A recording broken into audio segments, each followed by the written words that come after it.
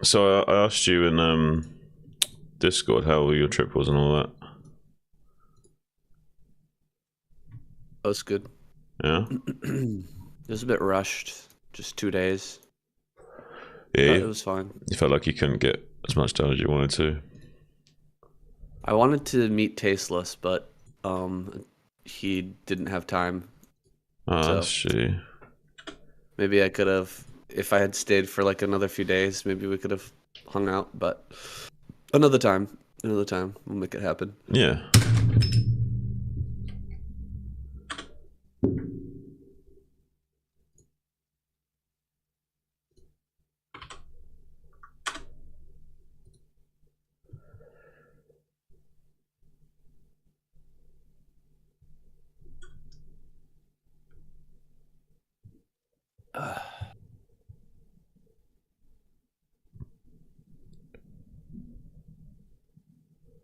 Oh yeah, put in there.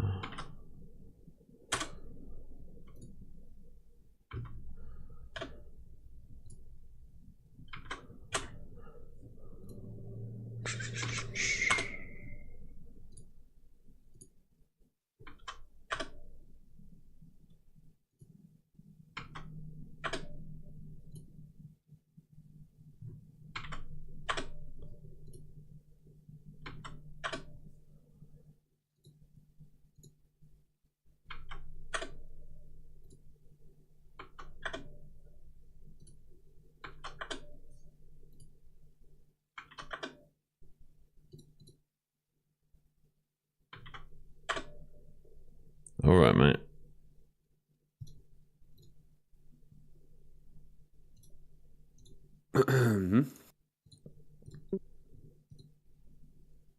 Pushed talks on. I need to change my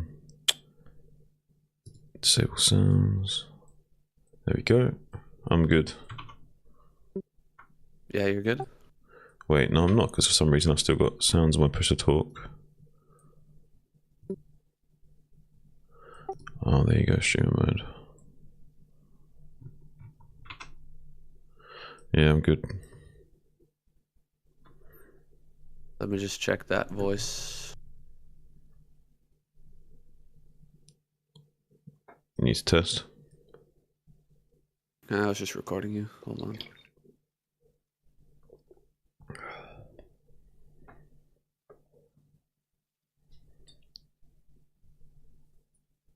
All right. Yeah, it's recording. Test, test. 1, 2, 3. 1, 2, 3. Here with Sam for some more KCM Week 4 action. No. I was just saying that it recorded. Oh, and I okay. listened to it already. I thought you meant recording, as in like you started it. No, just confirming that it was working. All right.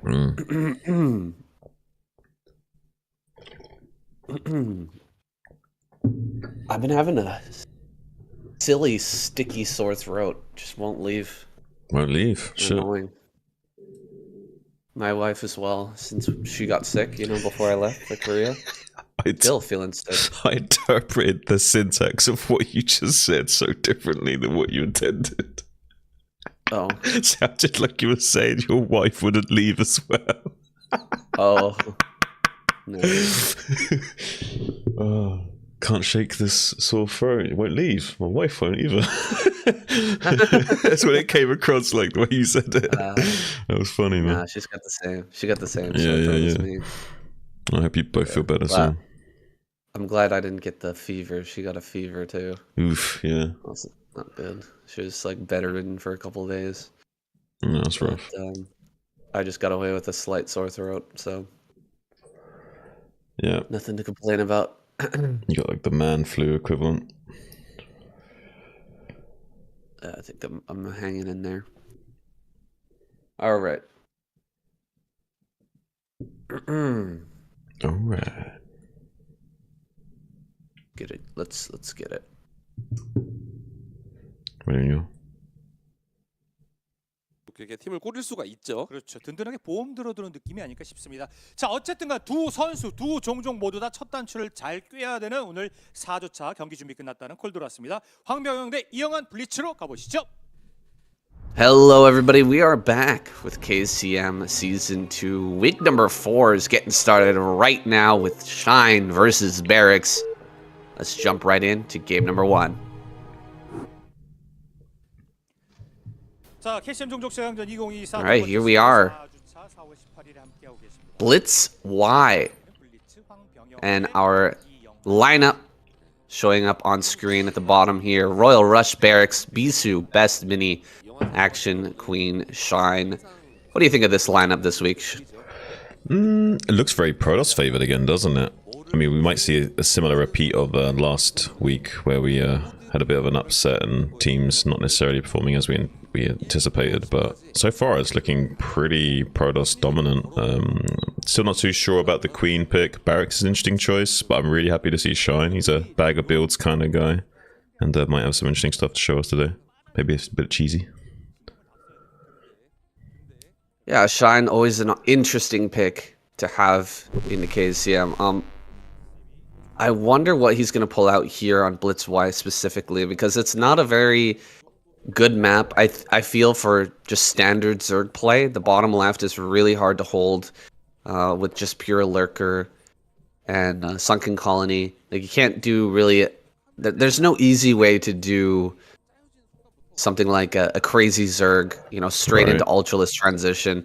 I've kind of experimented myself a little bit with taking the center left and trying to hold that, but it seems a little bit too close to the Terran. Yeah, I don't think there's any really easy option here. Usually it's this high ground catwalk that you take as your third, but that doesn't feel too good either. Even that's kind of expanding towards the Terran and giving him some rush timings that might leave that hatchery sniped. Yeah, it's a difficult map for sure here for Zerg, but there's a lot of more aggressive options, and we'll see if Shine wants to utilize one of those. So far, just getting into his 12 hatch here. Well, and 8 racks, or was this a racks after Supply Depot here? That was 8 racks. 8 racks going to be putting on that pressure early on. The Overlord of Shine, I think, will make it to this cliff, though. Yeah. I mean, I don't think he's identified it yet, though, right? So... Right. Yeah, I mean, I do worry a little bit. Like, you have to be very on top of things when you're dealing with AREX, and they'll wait for like 2-3 Marines. They'll come and he just saw it. He just saw it. Oh! He just barely saw it. That was timed out so well. I think Barracks had almost got it figured out when to exactly go so that he wouldn't be spotted by the Overlord. But in this case, Shine just barely caught the tailwind of that, so he will be pretty able to respond to this very effectively. One drone coming out into the natural to start bullying this SUV, shaving off its HP, and then he can start to either pull up lings, make a sunken, or just pull more and more drones. It looks like he was initially pulling drones to deal with this, and then realized that the bunker was going to go up regardless. So instead, he's going to just rotate one drone down here, maybe make a sunken, and try and go into lings. Oh, great block there. Super annoying here for the Zerg player to get blocked right as you're putting the sunken. Oh man, he just barely got it down, but I think that sunken not gonna finish here. Lings will have to be produced. He's gonna try and force them back away from that sunken colony, but he's gonna lose the drone. Yeesh. This is really going bad for Shine, man. I think he didn't see the Marines coming with that Overlord. I think it was timed just perfectly enough for Barracks. He could have seen it if his vision was on that Overlord at that moment, but I don't think it was. Yeah, no, I think you're right. I think even though he had the opportunity to see that, I don't think he did, or at least didn't respond to it appropriately. He is going for the 12 Ling option, so he's just going to pull up Lings here, let the hatchery get really low, and then go in for a surround after the fact. I think he's got just barely enough to make that happen, but it's going to be close, and he could still target down the hatchery after the bunker dies if he wanted to. Yeah, here we go. The bunker is probably going to die here, but there's 2 bunkers. And with the 2 bunkers here, it's just barely out of range, but he can hit it from this one angle. Oh, man, this is really... This is really frustrating here. Everybody who plays Zerg has had a situation like this where you just barely can't break. And what you'd love to be able to do is not only stop the bunker, but if you can't stop the bunker, you have to at least get behind the bunker in order to stop more Marines from coming in and joining the Marines at the front.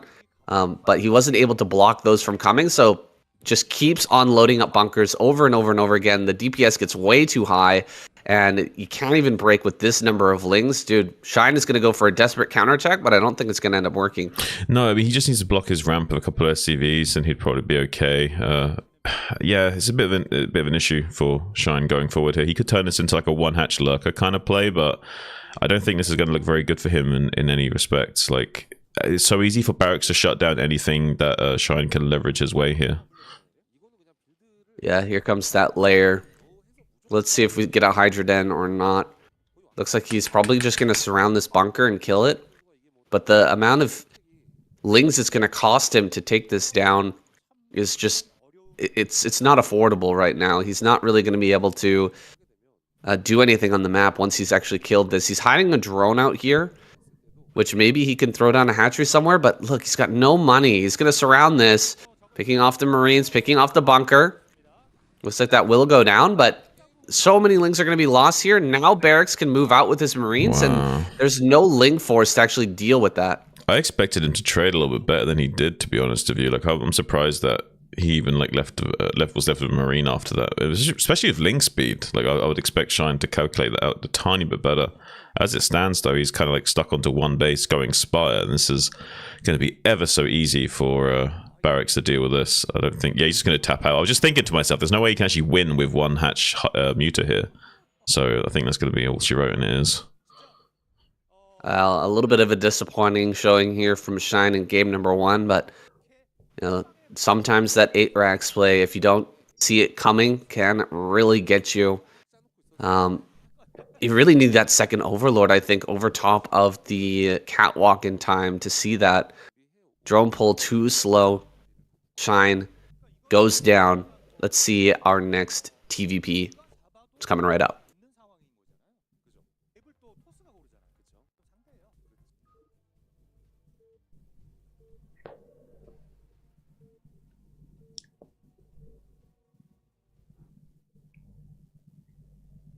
지난주에도 뭐 여러 번 말씀드렸습니다만 노지욱 선수는 참 불가사의하다. 채팅도 그런 게 많았고요. 댓글도 그렇게 많았어요. 정말 조일장 선수와 명경기를 한번 저희에게 또 선물을 해줬죠. Well, that last game being a prime example of why Zerg players are going for early pools nowadays. The 8 racks is just so powerful. Yeah, I think you have to either 9 pull over pull or 11 pull in these situations to counteract that 8 racks BBS potentiality. And I wish I saw more Zergs go for that. And it doesn't matter which one you go for. You could do 11 pull into very fast 2-hatch muter timing, or you could just play very standard 9 pull 6 lings, just play super eco after that. Yeah, there's lots of ways of approaching it. Even overpull is pretty serviceable against Terran, especially if they open up 8 racks. So yeah, I would like to see more Zergs opting for that. Well, the Zergs at the very highest level seem to be opting for that more and more recently. Like a Soul Key, Hero, even Action. These guys are going for much, much earlier pools than we would have seen like a year or two ago. Almost a super rare build, actually, going for like a 9 pool or an overpool in Zerg versus Terran now has become kind of the standard just because of all this early aggression and just finding the way to get out of that play. If it's not that early 8 racks is the real tricky bit that some players haven't figured out. Yeah, I don't think most players are comfortable walking those like fine tight ropes of navigating out of these early game shenanigans, and I think that's kind of why there's so much value in going for it in the first place, because even if you are getting some damage with the rush itself, you're also going to be doing a bit of mental damage to your opponent. He's going to not like to have to play that way in the early game necessarily. Maybe he's not so good with his drone micro, and on top of it all, you'll also be slightly sub-optimized where you'd like to be, usually because you're probably not going to be able to navigate those murky waters to optimization benefits, are you? So yeah, kind of have a kind of a knock-on effect throughout the rest of the game if you're not really like expert at adjusting your play on the fly. If you're not a big fan of these type of plays, guys, it'll come back around again. I'm sure we'll get back to those, traditional macro plays as players get more comfortable with navigating those situations, have more experience with them. We'll eventually come all the way back around again to just every single game 12 hatch like we used to. I believe that it'll happen in the future. Yeah, I mean, the meta's always constantly shifting, and the way people have to approach the game is like kind of forced to switch. You can still do builds that are from like 2007 and still make them work today, which is kind of the exciting thing about this game. There's really not many limits to what you can and can't do. It's just a matter of how optimal it is. It looks like best can put on a little bit of pressure with this initial zealot. Going to be just forcing the SCV up the ramp just to get the Marines in tactical retreat to the wall so he can start to open up this Terran base. Kind of make it look like he's got a lot more pressure coming than he actually has, but meanwhile, Barrick's actually going to be throwing down the eBay block on that natural, and the second Zealot is just coming across the map, so he's going to have to be relying on a goon to kill that, which will very heavily delay best Nexus timing here. Oh, look at this. Barrick's not going to throw down the factory. Looks like he maybe wants to just drop the CC. Yeah, wow. yeah. All right. Yeah, Go for the CC here, and the second Zealot could be a real problem. well, he's feeling super confident right now, so he feels like he was going to kill this Zealot nicely, and then he's got enough Marines left over to kill this Zealot and then deal with the first Dragoon. And if that's the case, then we can delay our initial Vulture and tank. So he's feeling very confident in himself right now, but needs to be careful. 3 of those Marines so desperately low, and now just a single Marine left alive, retreating to the main base for another one of its brethren to come and join it to finally clear up that Zealot. But now we've got the Dragoon, only 2 Marines finish, and no bunker on the way, so a little bit of a curious situation here for Barracks as he gets this SCV target down. Yeah, I'm not a fan of this play here from Barracks. I feel like this was predicated on a few too many assumptions here that he was going to be able to kill that first and second Zealot really, really easily, which didn't end up happening. He took a lot of damage, though he didn't lose any Marines on the first Zealot. He ends up losing way too many on the second, and he will get the bunker up, but he took a little bit more damage than he would have liked. I guess he does have the CC up a lot faster than the CC or the Nexus of Best, but look at this. Best just going to find a route in here and start to harass this CC, and there's really not much that Barracks can do about this. Yeah, and he's got a bit of an Artosis SCV dancing to the right-hand side as well, so not able to actually get this building right now. Has to pull the boys and gonna have to unload this bunker to get to those goons. If he could have caught those goons behind the mineral line, it would have been a nice little pickup for Barracks there to isolate those goons and pick up some early kills. But as it stands, he's going to get 3 goons raining down phase disruption shots on this bunker now, as the Rangers just finished up recently. Has his own Nexus on the way and potentially can force out quite a big repair bill out Barracks. He has got the machine shop now, so there is a tank coming out after. I assume he didn't even make a Vulture, but it's DTs as well. Best is such a cheeky little gorilla here. Well, Best is going to go for that DT play, but Barracks is going to sneak in here. Can he get up this ramp? The probe actually pulls back away from the ramp. He would have loved to shut that down. He does just barely in time. Great job there by Barracks. By Best, excuse me. Barracks denied that scouting. I mean, it's a great job by Barracks as well, getting that scout across the map in the first place. Right. Through all that chaos, but not able to spot that. He's going to get potentially blindsided now with an armory on the way. And, a tank being forced out here first. He's not going to have mines for quite some time. Yeah, I mean, he's gone for the siege expand, but this is not so good against DT's guys. There's no turrets, there's no scans, there's no mines, and pretty much he's just in trouble right now. Like, this DT can do a lot of damage to Barracks. He's going to start building some defenses now, but he's not got anything to block the DT from getting in. The DT's just going to run by. He's going to kill this tank for free, and he's just probably going to tap. Yeah, he's just going to tap out, like I thought. Ooh, that's rough. Well, Best going to continue to move forward here. Well, he's going to move forward here. Damn. Well, we've already got 2 eliminations. It's only been about 10 minutes, guys. It's kind of crazy. Really lightning fast round of KCM here, but we're going to jump into game number 3 now.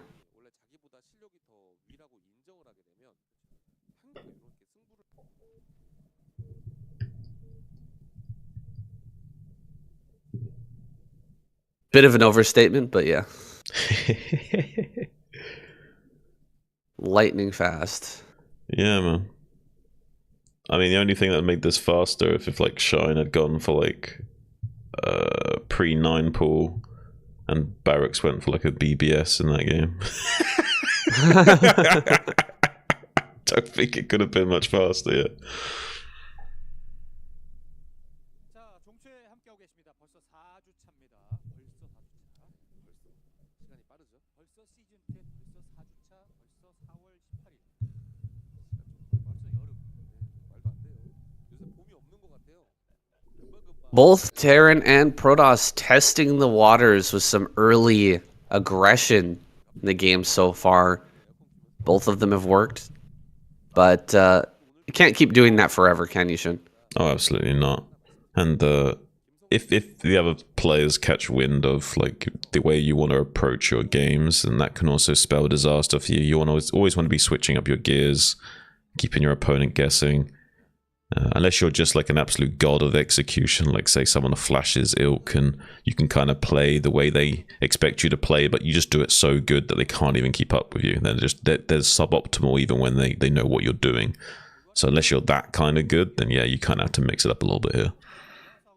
We'll see what kind of mix-up comes from Best. He's got the pylon here at the front with the scout. I assume this is going to be for a Forge fast expand here against Action. Well, Action will likely throw down his hatchery, but with the probe finding this with the first scout, okay, a pool going to come down actually, so never mind. Overpool here coming out of Action. I like it. What? Did he not see? No, I think Wait, he what's saw going the on? edge of the creep, right? He Okay. saw the edge of the creep He and did. then backed away, so he doesn't want to reveal his location to yeah, so he's going to back away and check for other locations. Although, yeah, the way he's scouting, think though, he just wait, clicked. what? I'm confused. He saw the creep, though, right? I'm not crazy. I think he saw the creep. I thought so. I think Best is, like, tripping right now. Like, what is going on? I think he's tripping because I swear he saw the Yeah. creep with the probe. He's just the overlord now. And now he realizes. He was sending a second probe up to the top right. Look at that. Yeah. So, yeah, a little bit of a miss scout there from Best. It's going to cost him a little bit of mining time, so having this second probe out on the map unnecessarily. You lose about between 50 and 70 minerals a minute for probes not mining, assuming how optimal the saturation is and the pathing of the mineral. So, yeah, it can be a bit annoying to lose a little bit of mining time early game. There's a potential probe worth of minerals you've lost out on. Plus, he wasn't able to stop the hatchery from going down right away, right? Action got Right. that immediately, and he wasn't able to optimize his build by seeing exactly what was popping out of the eggs at the right time. Like, if he just saw 2 lings pop out, he would probably have thrown down the Nexus first. True. And gone into the cannon after, because you can just pop that down, get the gateway in the front after the cannon, and then hold with a couple of probes. 3 probes will hold off a couple of lings if they're placed correctly. So, yeah, not the best optimization here from Best. Just a little bit of a early scouting error here. It's going to cause him to be in not a bad position, but just not where he'd like to be with that first scout. Yeah, I mean, Harambe is he's a little bit inconsistent as far as his like intelligence and ability to figure out these early game shenanigans. But I'm quite confident that he'll find his stride once he's woken up from his stirring, from his deep slumber in the jungle.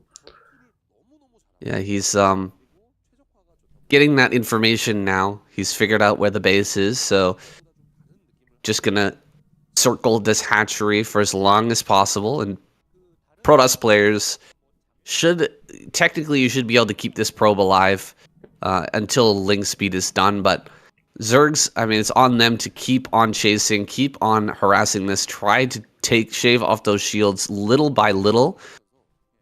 And he's doing a pretty good job of it so far. He'd like to get rid of this probe as quickly as possible, but it's already seen the layers, so most of the information has been gleaned here. It looks like he does pick that off. Nicely done by Action. Yeah, and we don't see any very quick second guess or anything, so it looks like it's not going to be like a super crazy Ogre Zerg kind of thing where you pull a bunch of gas and make a crazy amount of Mutalisk right away. So it's probably going to be 3-hatch Spire into 6-hatch Hydra, we can assume. We don't know if he's going to make just 5 Mutas to deal with the initial Zealot threat and then go into pure Hydra, or if he's going to transition going into, like, say, 10 mutas to either snipe High Templars for the Hydras, or just go for, like I say, like an Ogre Zerg style attack where he goes in like 10 mutas and Scourge. We don't know exactly what action's going to go for here, but I imagine it's going to be more likely the sort of 3-hatch Spire into 6-hatch Hydra here. Yeah, everything looking really, really normal here for Best as well. Starting that +1 just before 5 minutes here with the Stargate and a Citadel here first. So, he's going to have his Templar timing at the pretty normal, about 8:30, 9 minutes, something like that. And he should be, just focusing on getting the information, making sure that there's nothing crazy coming out of action, and getting up to that 8 gateway count as quickly as possible here so he can take that 3rd base. Now, looking at Retro as a late game ZVP map, this is one of those games. It's kind of like a first mover advantage map where if you're the one who gets the bases earlier than your opponent, you're going to have a big advantage, because attacking into any of these bases is very, very tough. Yeah, absolutely. It's kind of like, that was the issue with like Fighting Spirit, is like, yes, it's got such short rush distances and you can attack the high ground bases from 2 locations due to the double ramp, but the issue still remains. They've got spores, lurkers up the top of that ramp, or cannons, High Templars on top of that ramp. Very difficult to break it. So like you say, it's kind of like a first come, first serve type situation, and you can kind of like dictate the pace of the game by what bases you take. Say the Zerg could be kind of crazy and take 6 o'clock and try and like contain the Protoss out from that ability to expand that way, so that then the Protoss would be forced to expand vertically or break that base. So can create some interesting dynamics in the game depending on where you do take these bases.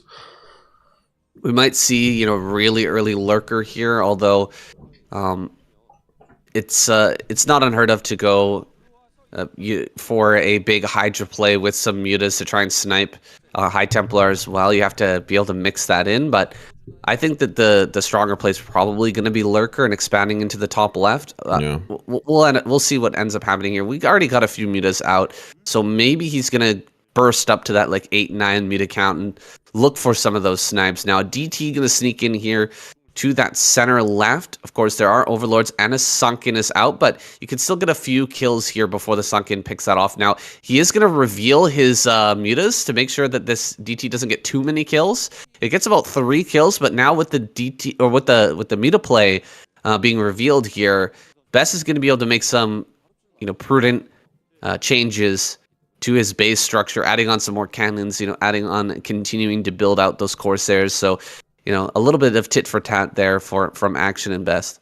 Yeah, I mean, the free drone kills is great compensation for going for the DT anyway, but then the scouting information of confirming the muta timing and the choice of tech from Action is like music to Best's ears right now. So he's going to be super comfy. He's going to double down on making his cannons at his main and natural mineral line. He's going to go up to 6 or 7 Corsairs with +1. He's just going to sit pretty for a good while and eventually come out onto the map and start challenging this Muta Scourge with his powerful Corsair fleet. Now, it's on Best not to overcommit to the anti-Mutalisk tech here, because we've only got 5 mutas and there's just a small group of Scourge, and he's switching into Hydra. So if he builds a couple of cannons at each base, and he builds a bunch of extra Corsairs, and then Hydras are everywhere, he could be in some trouble, because his Templar are going to be lower in number, and the Hydra count could be ridiculously high. Now, we're going to fly into the main here. There's a little bit too many cannons, but he's looking for some Templar or some probes at the edge of the base that he can snipe, and it looks like he finds one. He's going to fly back out again. Best is looking for that intercept. Let's see if he can catch it. Yeah, I mean, he goes, these days you're going for 7 Sairs instead of 6 because you're worried about the Zerg going for +1 Carapace really quick. Ooh, does manage to get a few connections on those Corsairs actually with those Scourge. Well done by Action there, getting some compensation. And he's going to sneak the mutas out without taking a single hit. I assume, unless he somehow these Corsairs have the star sense of a god and hunt down these mutas still. But yeah, so far, Action doing a good job of both getting some compensation, killing a few of those heavy gas Corsairs early, and then also getting the mutas out on the map still alive, so we can use those still. So far, Action kind of dotting his I's, crossing his T's, and looking pretty good despite giving away that early intel. Yeah, we've seen best Star Sense so far. He didn't even know that there was a base in the bottom left after scouting that creep. So I don't think he's going to be able to find those mutas. He does do a little damage there in the middle, but they are going to escape for the most part. And those mutas can come in very handy later on to shut down bases, you know, in the top right. If you're trying to sneak a base up there and the mutas arrive, you can kill off all the cannons, prevent basically any damage can stop cannons from coming up. So as long as you have something roaming the map, making sure that bases aren't coming up, you should be able to shut them down and at least force, you know, an extra bit of army to go up there to help the cannons to finish. Yeah, look how zealot heavy that best is right now. He's trying to kind of have a little gambit here, like if that he can just catch action with his pants down when there's not that many mutas out on the map, when there's not quite yet a critical mass of hydras in position to deal with this. Oh, he's going to be intercepting this drone transfer. Killing at least 3 of those drones is a great pickup for Best as well. Now just barreling into the 9 o'clock position to kind of threaten an attack there, and then rotating to the northwest quadrant yet again. But look at this, Action has his lurker tech pretty on time though, so he can just lurker block this ramp just fine, and he's not really going to be phased by that. Meanwhile, teching straight into Hive, even preemptively, before Best to start to set up this 6 o'clock base. So he's anticipating just allowing Best to go 3-4 base anyway, and he's just going to say, I'm just going to sit back, get 4 gases, go straight into Hive, and take you to a macro game. And that kind of suits Action just fine here. The only problem with that is these tight corridors, which can just become like storm havens. Yeah, this is really, really standard stuff for this map. I've played this game 100 times on retro, where the Protoss is taking their 3rd. You're taking another main base as the Zerg player. You're going to have to sunken push out towards your own ramp here at the natural. And you have to basically defend in 3 different places. The high ground at the center left, your other main base high ground, and you have to cover that natural. So with that much splitting, the Protoss player has a good chance of ramming their entire army into one of these 3 locations, and you're just kind of biding your time, hoping that you can get Nidus up as quickly as possible so that you can jump your units between all 3 and hopefully prevent, you know, a bust in any of those locations. Now we're going to have a drop here into the main. This has been completely shut down by Action. He's got the mutas here to help out a little bit, some lurkers and hydras. This is a perfect response from him. I guess he was really expecting something, a move like this from Best, but this is really well handled by Action. Saying I'm kind of getting like nerd chills from watching Action play. Like it doesn't seem like he's doing a lot, but look at the supplies right now. He's 149 to 100, just now gone to 150 supply. He's actually ahead of Best in supply. Like, this guy's macroing like a madman right now. Action is like one of the best in the business at being an aggressive macro Zerg. Yet in this game, he's like just gone pure macro. So he's really doubled down. He's kind of staying on his side of the map only, just spreading like a virus right now, ready to explode out onto the map in a big way in the coming stages of the game. Meanwhile, Best now frantically trying to set up a 4th base in response to catch up with the economic curve of the Zerg here. He will soon run rampant. Well, I'm looking at this, and I think that we might see Best just shove everything up this ramp here at center left. It's not as well defended as the other 2 locations. There's only 2 lurkers here, and there's no sunkens, no spores. He can just storm up this ramp, and then maybe with all of these Dragoons and Zealots, if he can get up the ramp with some storm, then he can defend the other ramp where, you know, Action is going to be rallying into. And if he gets up on that base, the game is basically over. You just kill 3 hatches, you deny this base, and then you take a base here at the center right. He's not going to do it, but that is a way that Zerg can lose the game. Right. Even if they're at a macro advantage, if you get into any of those locations and start to deal that damage, things fall apart very, very quick for the Zerg. Action was actually trying to bait that kind of play as well. Like if you saw how his lurkers were set up at the 9 o'clock, they were very deep, like anticipating him to come up the ramp and then realize that there's a kill box already set up at the top of the ramp with the Lings kind of acting as a screen to buy a little bit of time. So it seems like Action was anticipating that play as well. Like I think he's very well aware of like how he can lose this game in this current stage. He's doing a great job of having anti-drop defense in the main base. The Corsairs are still probing the main a few times over, seeing if they can pick up any of those overlords, but unable to do so. There is a small contingency of hydras and mutas in the main base to thwart any kind of like drop plays or harassment by the air. So So far, Action dotting his I's, crossing all his T's, and looking like he's nearly maxed out already. 190 supply. Best's going to go for some poor man recalls with like a little shuttle fleet here, it seems, and has realized that maybe one shuttle is not going to do the trick. He's going to have to utilize quite a few shuttles, and he also has quite a few High Templars to load up into these, so a lot of storms will be available to him, moving probably down to the southwest quadrant of the map now.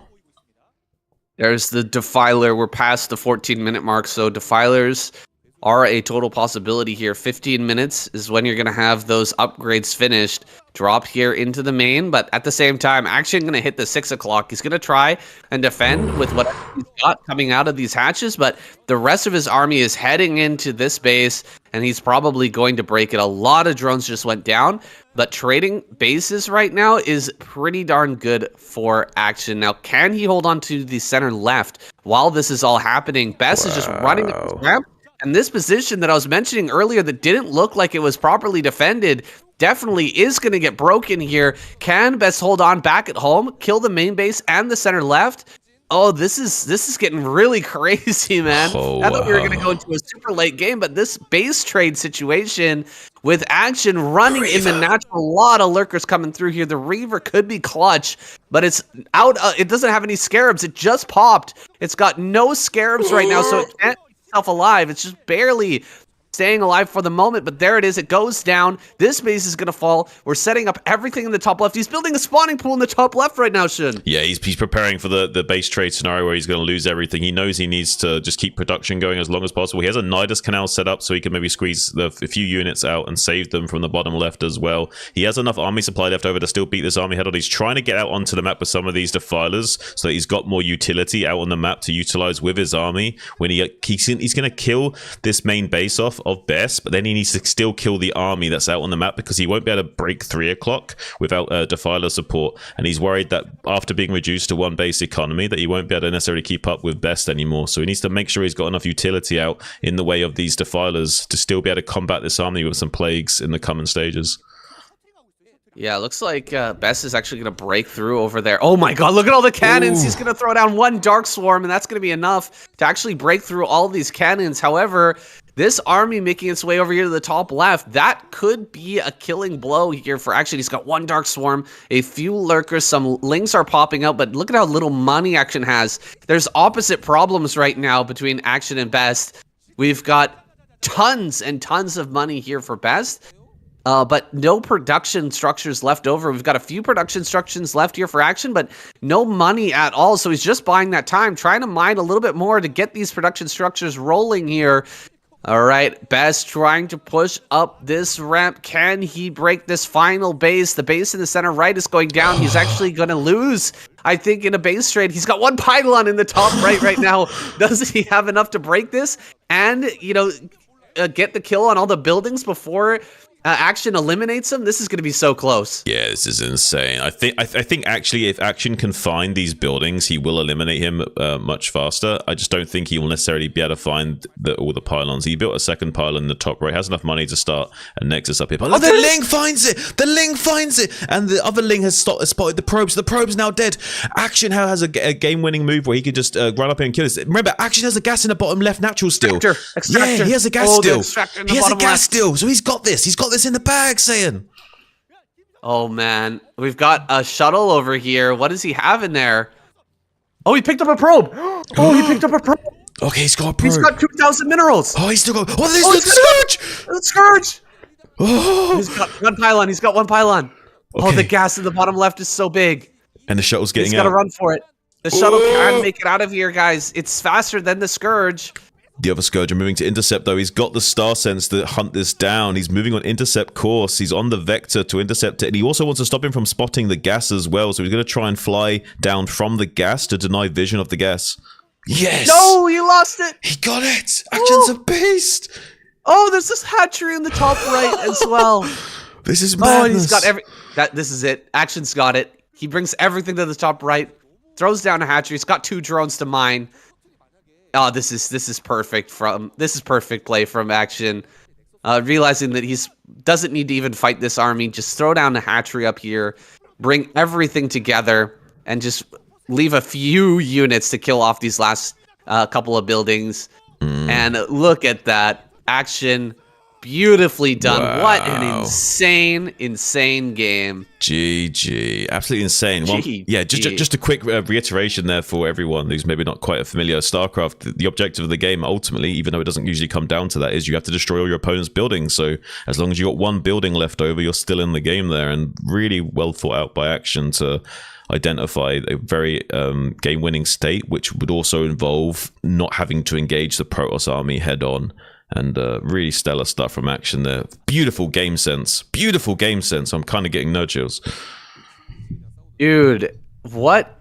How crazy is it? If he had just managed to drop that one probe before the shuttle died, he could have built a Nexus in the bottom left and brought his whole army down there, and we could have had a complete reset. What the heck, guys? I can't believe that he didn't manage to drop that, but maybe we were spared like a hour and 30-minute game of just wackiness. I don't know. That would have been really interesting to see, though. He had so much money; he could have built 2 Nexuses. Yeah, like 2K minerals. Yeah, it was crazy. But Action barely afforded that hatchery as well, so Action was like barely in the game still. So yeah. Wow. That was one of the best games I've seen in KCM so far. That was a crazy game, down to the wire.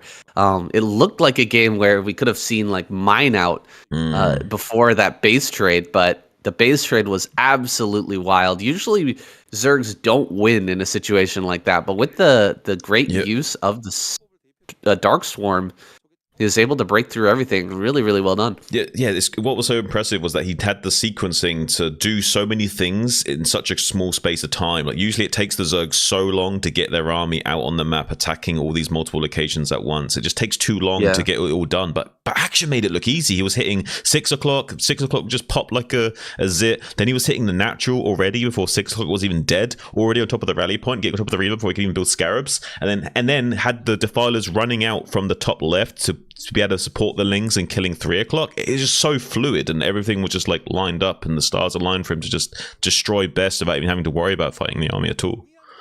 Yeah, absolutely. It is very difficult to make all those things happen at the same time, but Action, king of multitasking in this game, absolutely deserved win there. Unfortunately, we don't get to see. Again, I would have loved to see that probe get dropped out, but yeah, same. It is what it is. It is what it is. We're gonna go into our next game.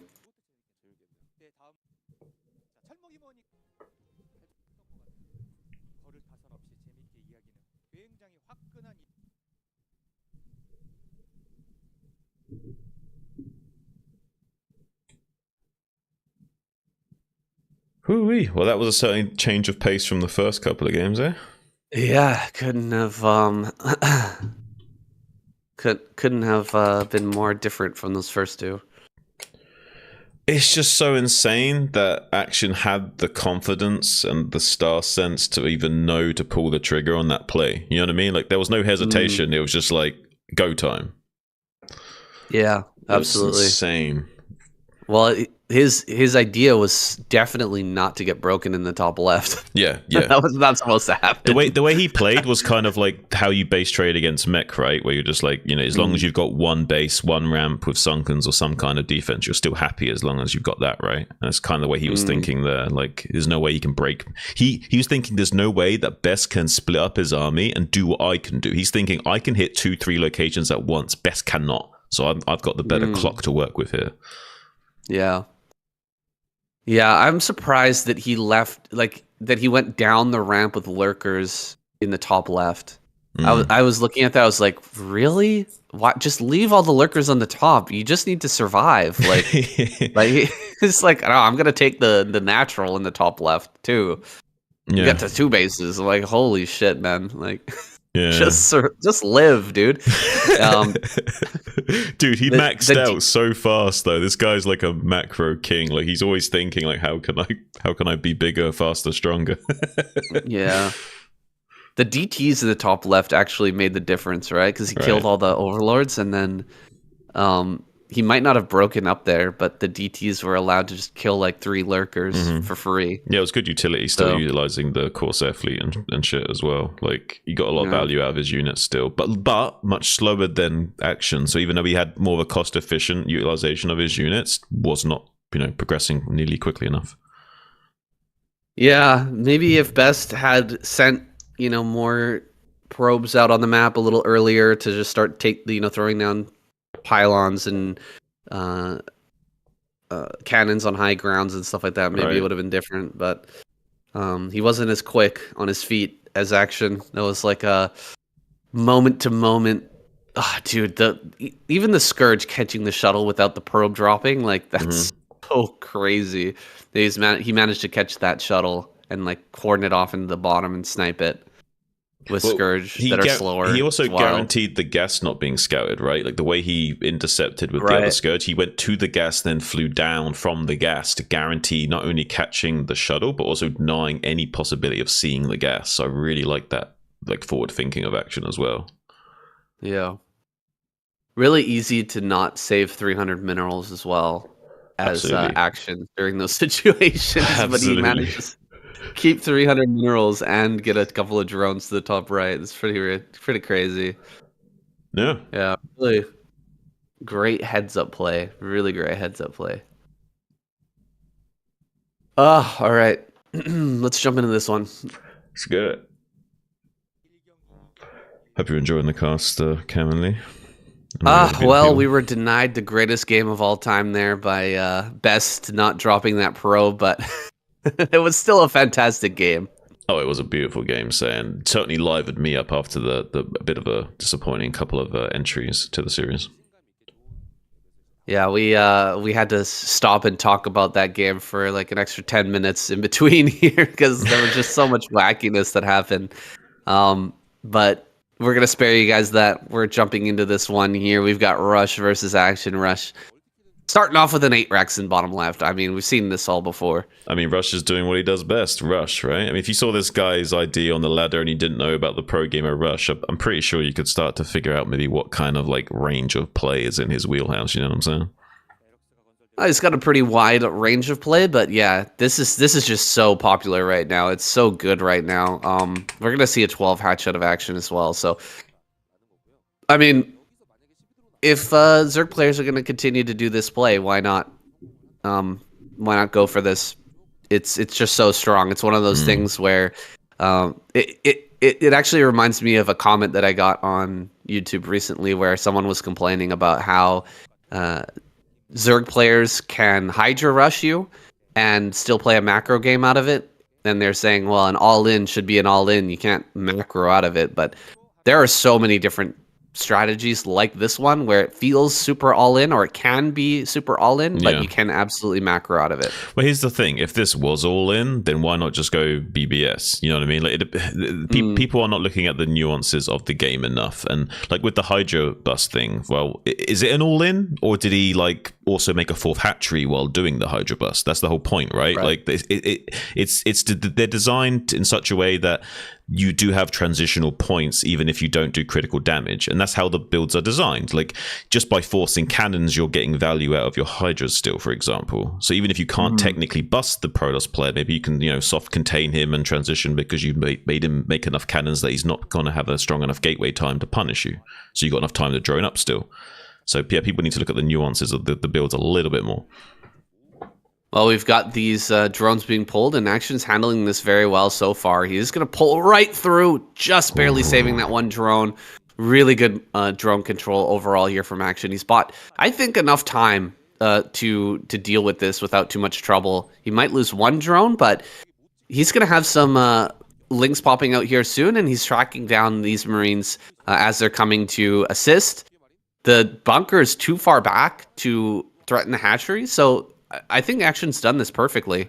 Yeah, basically he'll make the first bunker really far away from the creep, and he'll try and make the second bunker in range of the hatchery. But Action's trying to buy enough time that he can't make the bunker as far forward as he'd like to because of the creep spread. So yeah, we see the second bunker as more of a fallback point for the Marines to skirmish now. So this is like a kind of suboptimal position for Rush. The one thing he's got as compensation is that these 4 drones are not mining out on the map right now. So there's a lot of lost money for Action there. Approximately about 200 minerals already, and that's going to go up all the way to like 300, 400 minerals easily by the time that he's had any chance at surrounding these bunkers. We've done some sort of like a trick here to get out a few more, like an extractor trick or something, to get a few more lings out on the map. But he's going to pull all the lings together, kill off these Marines, and the drones will slide safely by. This is just textbook, exactly how you're supposed to do it here as Action.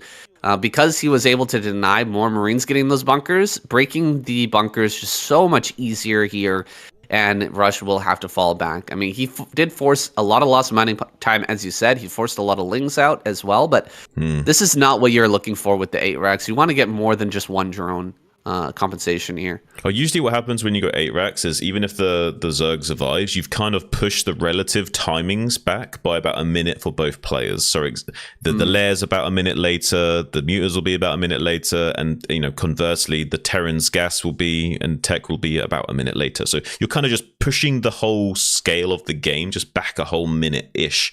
And depending on how well you fared in that early gambit, how much you'll be pushed back relative to the other player. So in this case, Action was pushed back slightly further than usual because he had 4 drones not mining for so long. He couldn't quite afford the lair around 4 minutes, so he made it around, like, say, 4:20, 4:30 instead. So he's slightly pushed further back than he would like to be, but still in a very playable position.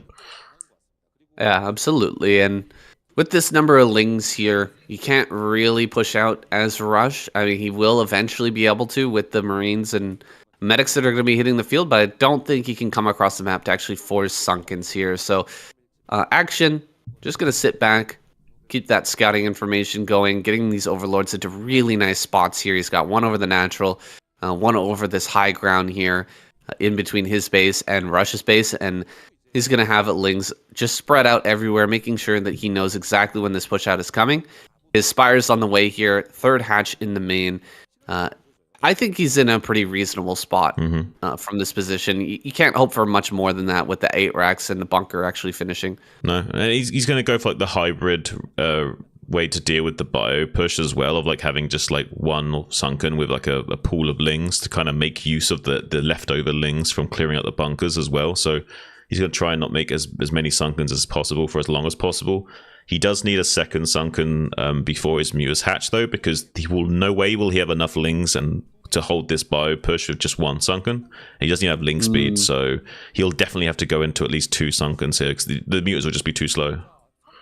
Yeah, it looks like you're right. I was thinking he might not have to do this, but it really does appear like Rush is going to get this timing out. He doesn't have the ling speed either, which makes it so much harder to do counterattacks like this and to actually slow down these Marines. He is slowing this down by a lot, but he's not getting much value out of this aside from that, slowdown on these Marines. He should have been able to like run in, maybe pick off a few Marines, maybe run past those fire bats.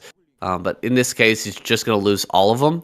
And all he's going to get is that these Marines are not across the map, and he already built the sunken colonies anyway, so it's not much of a compensation. Yeah, but the issue now is that Rush is going to get away with not making much turrets. Like, he's going to make like 2-3 turrets in his natural, not make anything at his main or racks for quite some time. He's going to assume that these Muters will be out. Yeah, he assumes the Muters will come down to chase these firebats, for example, and now he's going to use this small window to not have to make turrets as early. So he's squeezing out all of his production and tech before having to make any turrets in his main at all, which is going to give him such a huge advantage in this game, only having to make a few turrets in his natural.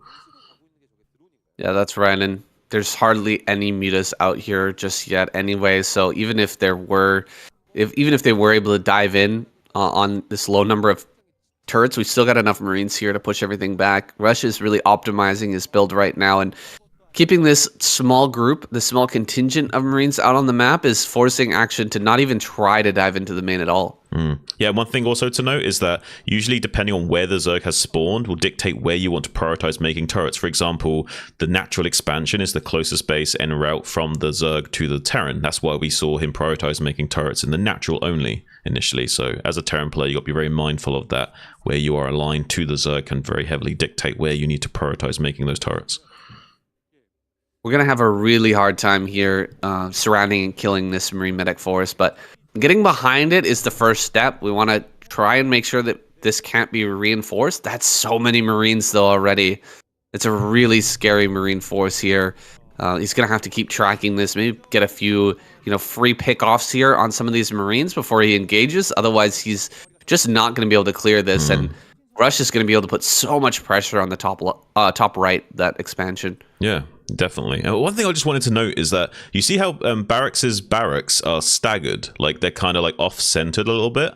Now, a lot of players will have different styles of how they build their buildings, purely based on how comfortable they macro. So sometimes they'll build them in a square if they're comfortable with like moving their mouse up and down, left and right. But a lot of players like to move their mouse more diagonally, so they'll like do this like kind of like offset, like we saw barracks doing here. And how many muters that Action is shaving off with this beautiful muter micro as well? 450 APM.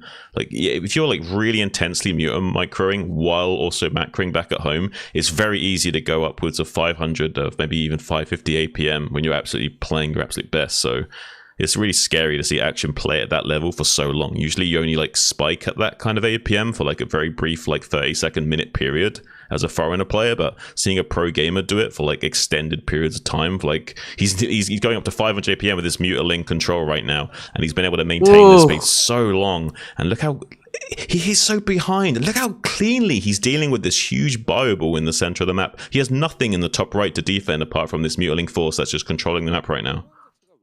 Well, I didn't see anything clean about that hold, except for the fact that he caught the reinforcing army. I think he missed like 3 shots with the mutas as he was trying to micro there. It's looking a little rough. He is gonna possibly be able to overwhelm this force here in the middle. It's still a little bit of an open question here whether he can actually kill this off or not.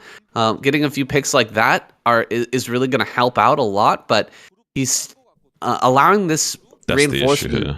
Yeah, this reinforcement wave to actually make its way over here to the main force of Rush. Now we do have some lurkers here already, so I guess Action will be able to hold on, but he's not going to be able to wipe out that force like I think he intended originally. Yeah, no, he hasn't got like enough forces to kill this Bioball anymore. Especially, he made a big mistake of not catching the reinforcing stream of Marines. He did send his Lings down to check for that, but not further enough to actually be able to deny that. If he had got his Mutaling down there to kill that like contingency of Marines that was moving along the southern threshold there, he probably would have been in a really advantageous position. As it stands now, there's enough Marines out on the map to maintain total map control for the time being. So Rush is kind of going into the main phase of the game where he's the one dictating map control, containing the Zerg threat, and then laying siege to the Zerg. And Action now will not be able to get much more done with these muters here. It's still a potent force of 10 muters, but with Irradiates available and this Bible as strong as it is, he won't find much more value for these muters. Now, on Citadel, there's kind of a problem as a Zerg player taking this upper right. It's not a traditional ramp.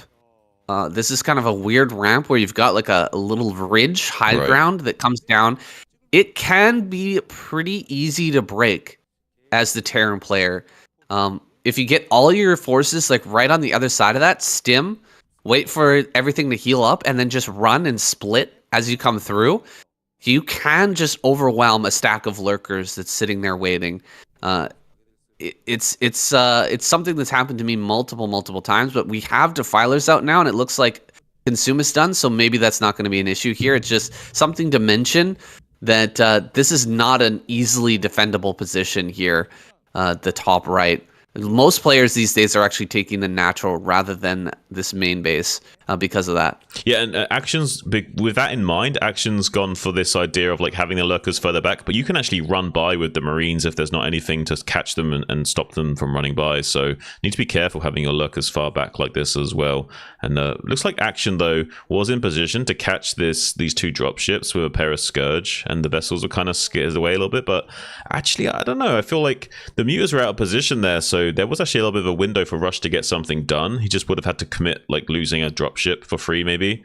But yeah, I don't know. Like, I feel like so far Rush is kind of like very hesitant to make any plays, and he just wants to expand. And then I guess he's actually got the right thing in mind here, because if he can contain the Action on 3 gases while also double expanding and taking a 3rd gas, he will be in a really great position. So I think he's realized that he doesn't actually need to commit to this gambit with the dropships just yet, and instead he can just kind of chill here.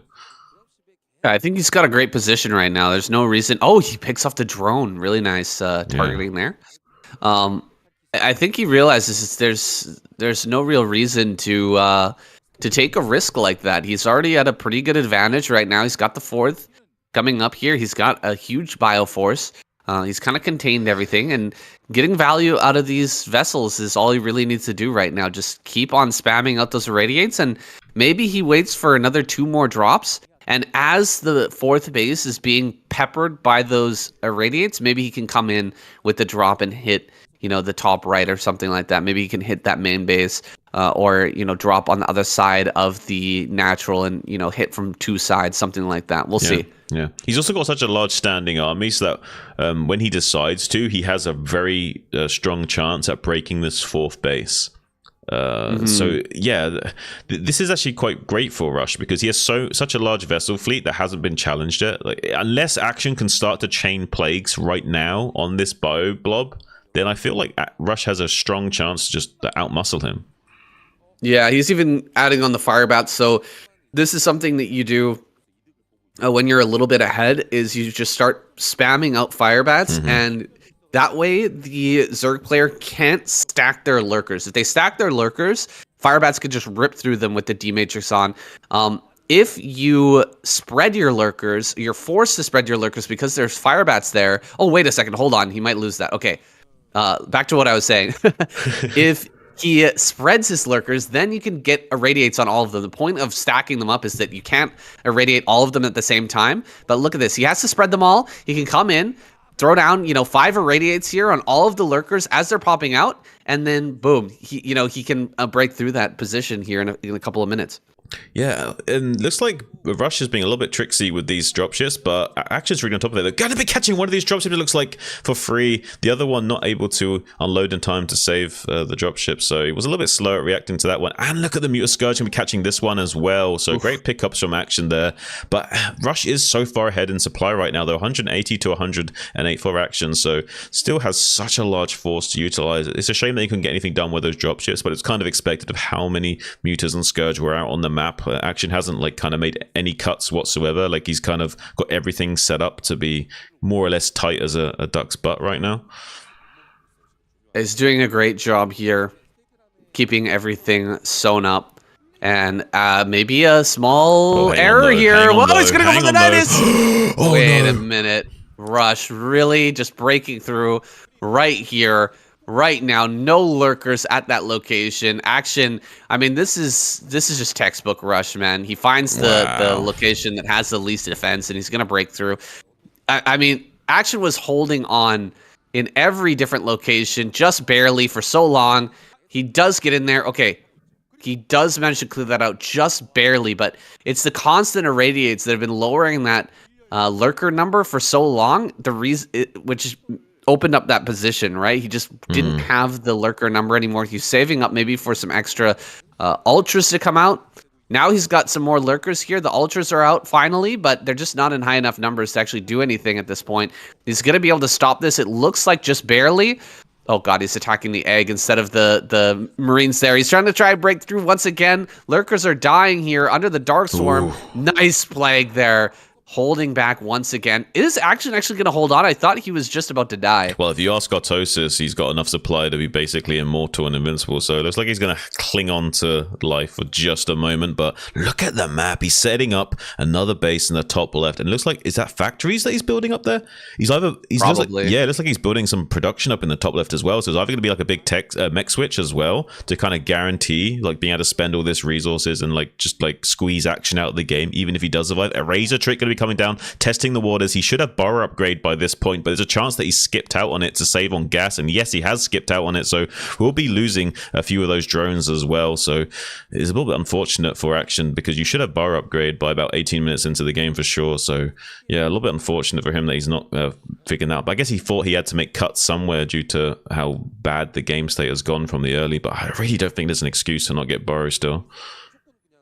Yeah, well, he's going to lose a lot of drones there, and look at the money right now in Action's bank. He's got he had less than 100 there for a moment. Now at 150 minerals, I mean, getting irradiated constantly means he's constantly having to replace all of these really important units. He's not been able to reduce that vessel count at all, and we're going to see BCs hit the field here really, really soon, I imagine, because there's just no reason to not start adding them on. You're going to force so many more Scourge, and he's already not able to afford Scourge to pick off the vessels anyway. Yeah, and Russia's now max, so like he's going to want to trade units just to free up supply to make BCs. So even when he's losing units, it's going to be benefiting him in some ways. So not much can go wrong for Rush right now. And Action's kind of in a lot of trouble. And these BCs will not only shut down gas mining at these bases, but force Lava and Scourge to be dedicated to Scourge to actually deal with these BCs. So he'll have such a gas deficit. Will not be able to continue the production of Ultras, Defilers, and Lurkers that he needs to just not die,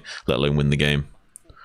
Yeah, there you go. Some more Scourge going down as well. You can't afford to be losing Scourge for free right now. You need every single one of them to deal with these BCs that are starting to fly in. It looks like running into the top right, GG is called by Action. Rush just overwhelming, and a great play. I mean, we almost had Action hold on there. It was such a tightrope that he was walking. He stopped the dropships from coming in and everything, but his position was just a little bit too shaky there, and Rush was able to exploit him continuously throughout the mid game. The late game comes, and Rush is so far ahead, able to extend that lead so much that there's just no hope left for Action, and he gets taken down. Another Zerg player bites the dust here. Is Zerg gonna go extinct first, or will Queen be able to bring it back? He hasn't been showing us the greatest results as of late, but just in this last week of KCM, he did show some pretty good performance. So hopefully he can pull a miracle here. Now we're going to jump into our next game. It's going to be Rush versus Bisu or Mini. It's coming up next.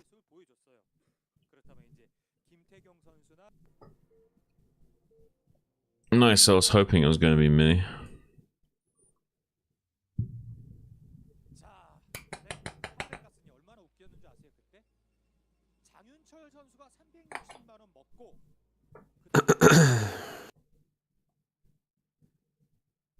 How's it going? Yeah, going good, man. How you doing? I'm doing well. I think this is going about how I expected. Yeah. I have a feeling that Mini's gonna slap Rush around, but I also would be pleasantly surprised to see Rush win, and then we have a Bisu comeback where it's like Bisu stomps out Queen, Rush, and Royal all himself. Yeah, that would be cool. But this is a very Protoss favored map, so I wouldn't be surprised, like you said, to see Mini take this one. I think so. I think 9-9 gate is also like an issue, or 2 gate in general, just like an issue here that Rush has to think about. So that's going to really dictate how he starts this game. I think we're going to see pressure out of Mini no matter what. I think you could go Nexus first here. Yeah. And just put a pylon on high, or put a cannon on high ground. It's just so dirty. Yeah, you could do that, yeah. There's not really a good response from Terran. There's not a really great response, and then you can just start taking islands and stuff, go Reaver, take an island, you get 3 bases instantly, and then, You can do whatever the hell you want. It's, the options Three-base are endless on Mini, carrier. right? That's the problem, is that he has so many things he can do, which makes Rush's job all the harder because he has a scouting deficit in this matchup anyway. So Yeah. All right, let's go. 박상현 선수가 20만 원 먹었습니다. 박상현 선수가 먹기 일보 직전에 자극적 We've arrived on Troy here for Mini versus Rush. Dude, this map is such a pain in my butt.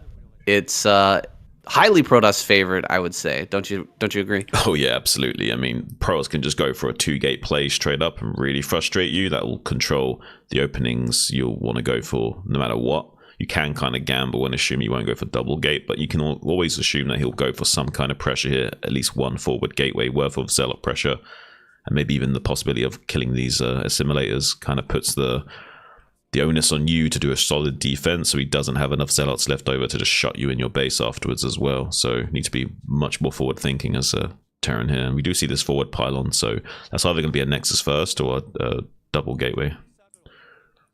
Yeah, it's kind of crazy. It's a wild part of Brood War, and especially Korean Brood War, that we have these wild maps that can be like the decider, the decision maker, between, you know, who's going to be the champion of the world. Like, you know, ASL finals or something like that. We might have some situation where we have to play on Troy to decide who's going to be the, you know, take home the $1 million or whatever the grand prize is, the 25K or something like that. Could be the difference between winning and losing. A lot of sports, you know, they want to eliminate all different types of kind of weirdness when you're trying to figure out who's the best in the world. But it's funny that in StarCraft we have this yes, but we do want to have a wild map, just one of them thrown in. We want all the normal, very like standard maps, and just one wacky, crazy map that everybody has to adapt to.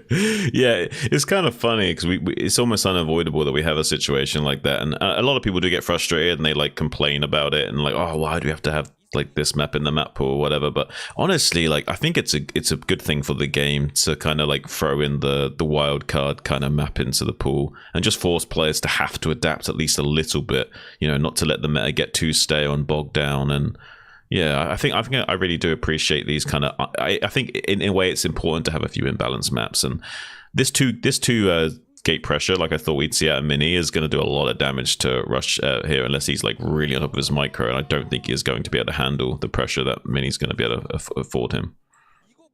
Yeah, it's gonna get scary. It's gonna get really scary here in a couple of seconds. The second two zealots arrive and the Marines are still fighting here in the main. He's going to lay down the bunker, which will change the math quite a bit here. However, there's only going to be one Marine for that bunker, and there's going to be two Zealots to hit it, so he might actually just lose the bunker here. Well, I'm not sure he was... Get in! What? Come on, Rush! You're better than that, my guy. What are we doing? He's distracted with the Zealot in the main base, which is unnecessary anyway, because it's low HP. He shouldn't be necessarily... He wants to gun down that Zealot in the main before it joins up with these other two, but he needs to prioritize things a little bit better here. He's losing too much now, and things will run away from him, and he will not be able to clean this up cost efficiently at all. And more Zealots will just run by the bunker. They won't even lose much HP for doing so because the Marine's dying without even getting into the bunker. He's doing a pretty good job of trading with what he's got, but he's just got such a deficit to work with right now that with the SCVs coming off the line, he's not even mining that much right now. No, he's not, and he's losing all of his Marines. Yeah, if he had that second Marine in the bunker, that would mean that a lot more of this shields and HP would have been shaved off the incoming Zealots as they're making their way past. But now they're getting into the main with plenty of shields and health, and there's just no way to balance this out. Rush is going to tap out, and another quick game. So we had some really good games, or we had a couple of really good games there, but now we're back to the original pattern that started us off in this week with just players getting eliminated instantaneously, going down to these really quick Rush plays. Well, the trend might continue. We might have like another quick game and then two really long games. So I reckon maybe the thing that I said before will come to pass, and BC will have like a quick stomp out here. Queen versus Queen versus Mini. I think Queen will do a quick stomp out. And then I think that we'll have see like two really like kind of long games from BC maybe. 거의 흥이 전부 다 이기고 있는 가운데 과연 이번에 김명호 선수가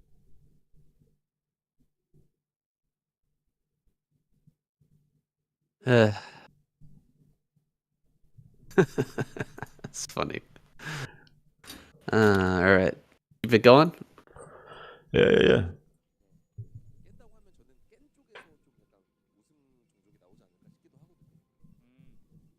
싶기도 하거든요. All right. Shun stares deep into his crystal ball, just sensing our future here. It's going to be a quick game between Mini and Queen, with Queen taking the win. Let's see if that does come to pass. We've got Mini here, starting in the top right. Radeon, a very standard map, much better than Troy for sure. Oh yeah. But it is nice to have those maps, and it is savage how strong 2-gate is on that map. Oh yeah, it's brutal, and it's so good that you kind of have to go for it. Almost, I feel like it's kind of weird if you don't go for a 2-gate on that map. Was all I will say. So you kind of, as a Terran player, I feel like you should play assuming a 2-gate no matter what, just because of how strong the build is. Well, Mini here gonna throw down that Forge and double scout, but we've just got Queen going for a very standard build here. He's gonna miss the probe, unfortunately, so Ooh.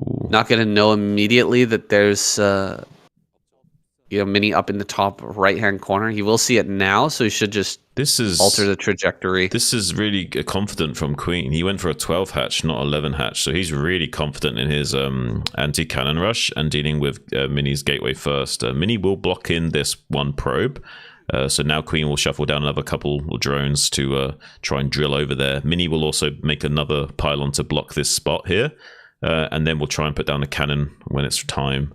So he does get the cannon down already, actually, with the Forge finishing up. So yeah, and not able to get in there with any additional drones. So he will also kill this one. Oh, he can't quite reach it from that angle, I don't think, anymore. So yeah, but he's doing enough damage on these drones as they're coming over one at a time that they can't duel the probe. So this cannon will go up, I think. He's done enough damage with the drone to be annoying, but the Lings can't really get back there and kill that anytime soon. So I think Mini's looking pretty good right now. Yeah, he's looking very good. One drone, not enough to kill a cannon. He is going to actually cancel the hatchery here. Interesting. So Queen going to go ahead and snag down at bottom left, realizing that he probably can't get past that with Lings. Some cannon rushes you can't get by with drones, but the Lings can slip through, and then you can kill the cannon. But here, it's pretty clear that that is so well placed. That cannon up there in the top right is so well placed.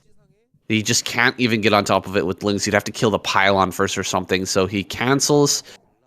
Gonna go ahead and play this out in a really strange position with a very late second hatchery. It's definitely a deficit for Queen, but it's not an impossible. It's not an impossible task here. Yeah, he went for 12 hatch, so he's got like almost no counterplay to it unless he gets the drone micro down and actually prevents the cannons going up or killing the probe and getting two drones on top of the cannon while it's building. Yeah, and he kind of botched that a little bit. So his response is going to be just a kind of like in-based 3-hatch Hydra play. So he's going to basically do like a 9-7-3 just with a very wonky saturation. Yeah, it's not going to be optimal. Definitely Mini should be able to prepare for this without too much trouble. The drone transfer is going to be really long as well. So you're not going to get optimal saturation for quite some time. He's killing one of his pylons actually to get the probe out, I guess. He wants to get that probe home. It's a little bit funny, but he's going to go ahead and do that.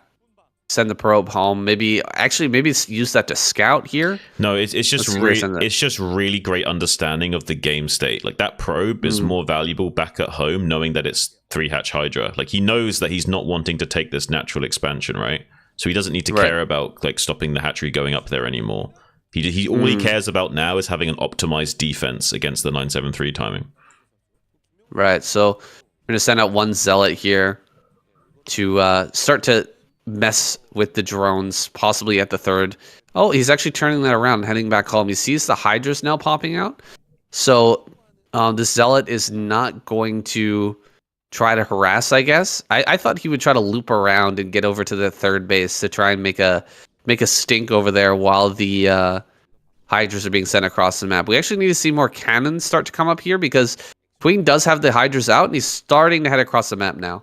Yeah, I mean, there's 2 forward Zealots, I guess, to try and like make Queen a little bit worried about these Zealots sneaking out onto the map and getting to the third base, but it's more of a bluff play. He's not actually wanting to commit with those Zealots, and the Queen's not going to fall for it either. It's just something you do at that stage of the game to try and like mess with your opponent potentially, maybe force Lings or something, or force them to go back with their Hydras to buy time.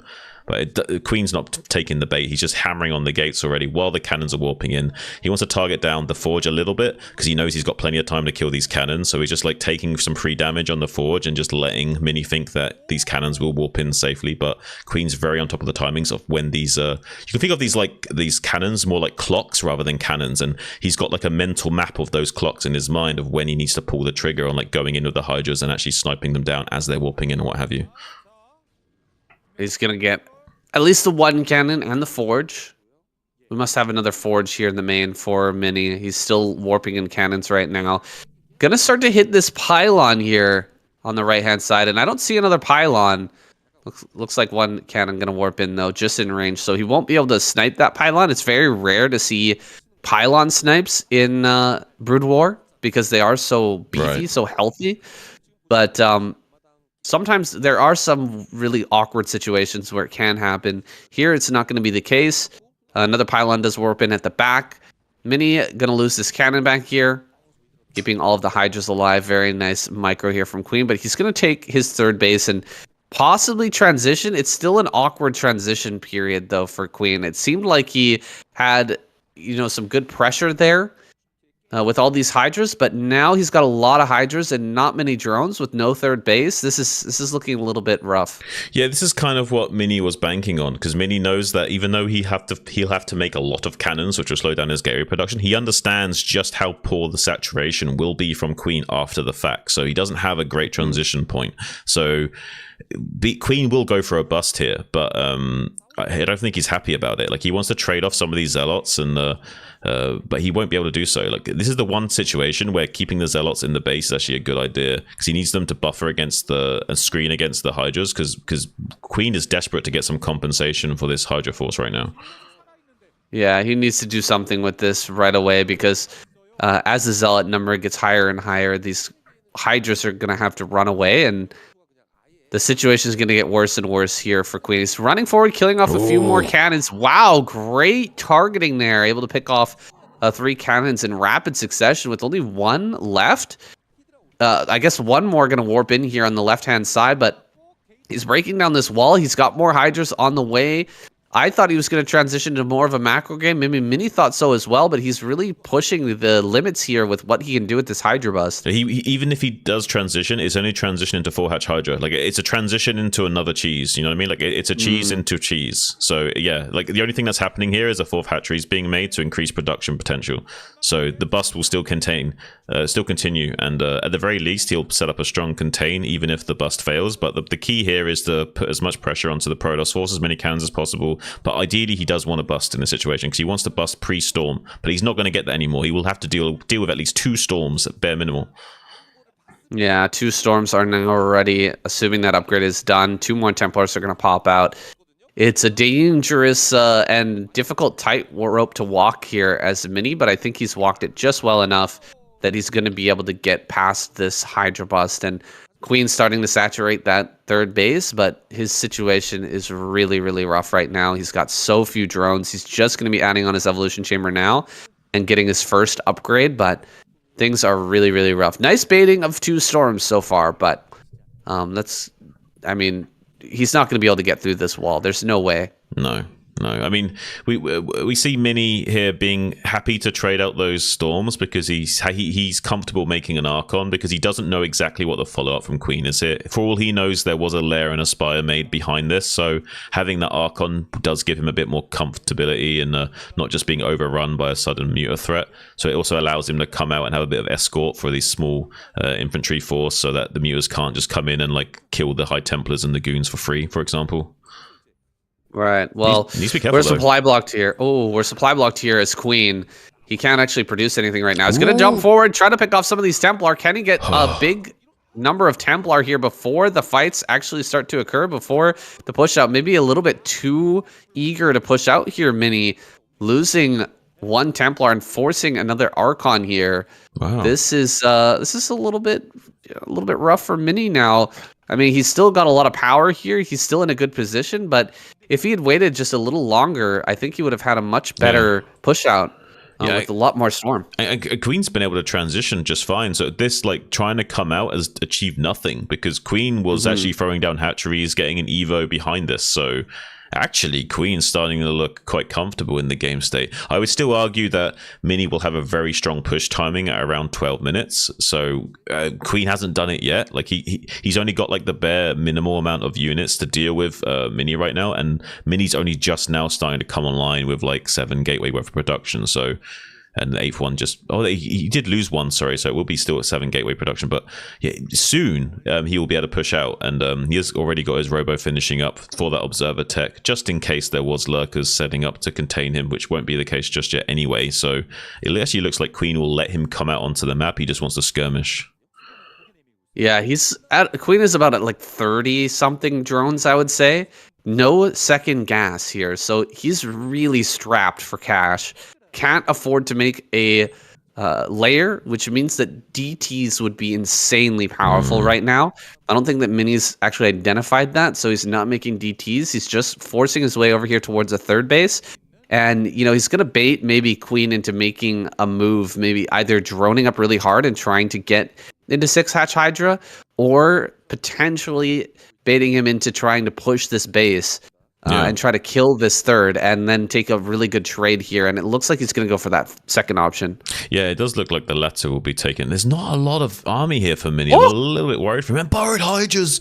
This would be so cool if this caught Mini off guard. Imagine him just like unburrowing on top of his army and like just sniping all the High Templars or something. Or just setting up a crazy pincer flank. Like, this would be so cool. I don't think it's going to transpire though with the observer timing. Yeah, he's going to not go for that anymore. But it was a nice little interesting idea from Queen. I would have loved to have seen that. I would like to see Burrow be incorporated more in like the more mid-game stages in games in general.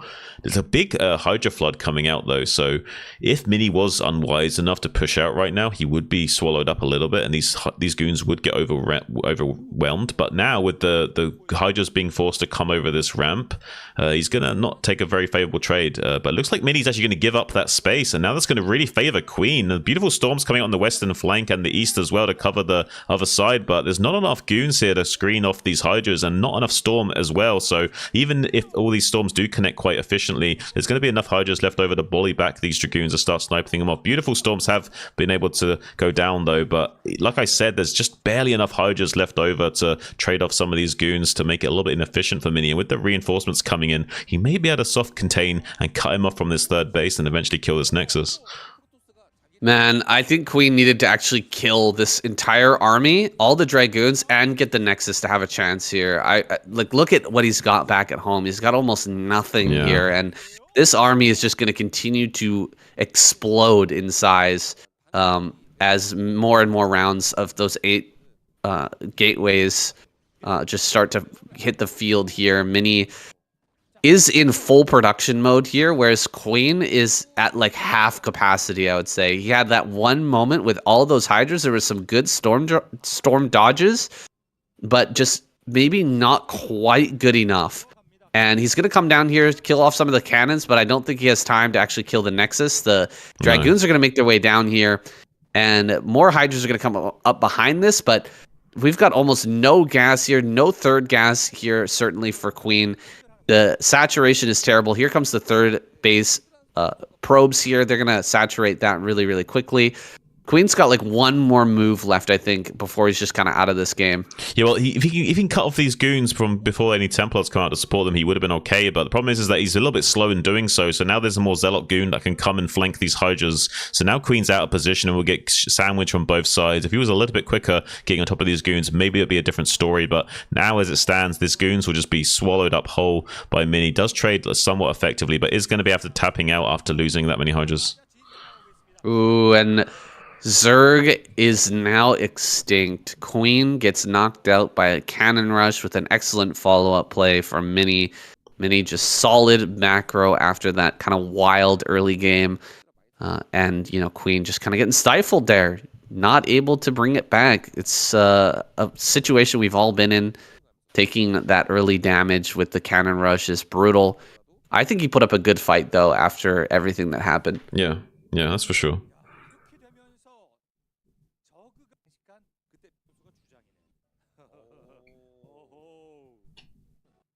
Oh ho ho!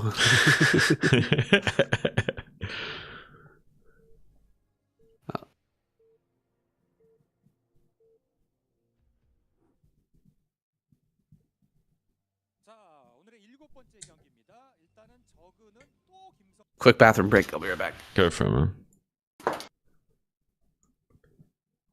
How are you, ladies and gents, enjoying the cast? If you're new here, this is the how the magic happens backstage viewing of the recording session, and that will be edited and put up on Sassane's YouTube channel after the fact. So you get a little backstage viewing, get to chill with us, see behind the curtain. You're like, there's a man behind there. You're not a Wizard of Oz, you're just a man in a blizzard. You're not a wizard, you're in a blizzard.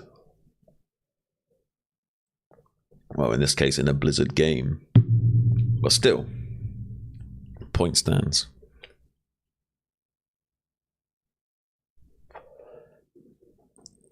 Mini versus Royal, eh? I mean, I kind of want Royal to win so we can see BC versus Royal finale here, but Mini's probably feeling pretty good up about himself after that game, so we might see Mini slap around Royal as well. All right. Yo. I'm back. Do you think Mini's like gassed up enough to slap Royal as well, or do you think we're going to see a final game?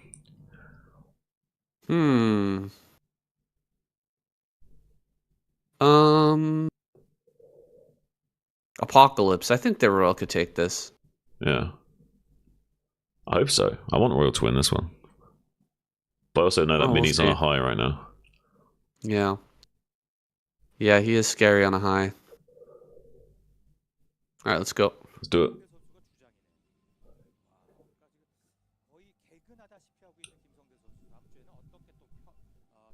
Royal, the last Terran player standing here. Again, no all kill. So that all kill prize is going to continue to rise here, guys. Quite a bit of back and forth here in this week of KCM. A lot of wild games, a lot of weird games, a lot of quick games. We've even seen a cannon rush. We've seen a base trade. We've got a lot of variety here this week. Yeah, this is like the the variety bucket meal option. So you got pretty much a little bit for everyone here for the whole family. There's some boneless chicken strips if you don't want to have to get down and dirty chewing off the bone or something, and you got some popcorn chicken, some hot wings, and some gravy to dip that into. Also, we're spoiled for choice. So you never know what you're going to get. You might see some crazy, really fast game where someone gets two-gated, or you might see like some crazy late game base trade scenarios.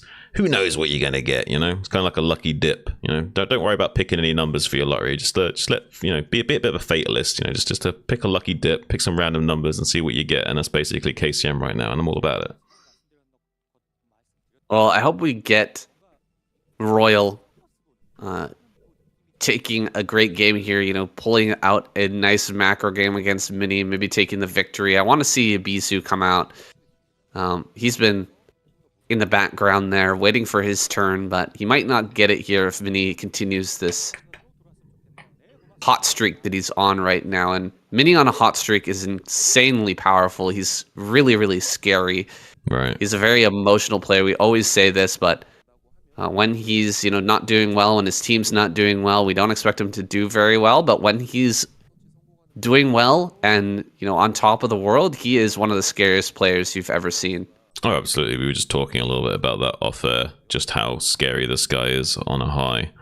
And yeah, he certainly is feeling the high right now. And it's possible that something will go wrong in this game and he'll start scratching his head and getting frustrated again. But as long as that doesn't happen and no wrenches get thrown into his bravado, he's going to be storming ahead of all kinds of potential shenanigans. So Royal's going to have his work cut out for him and is going to have to be dotting his I's, crossing his T's, and making sure he doesn't skip a beat here.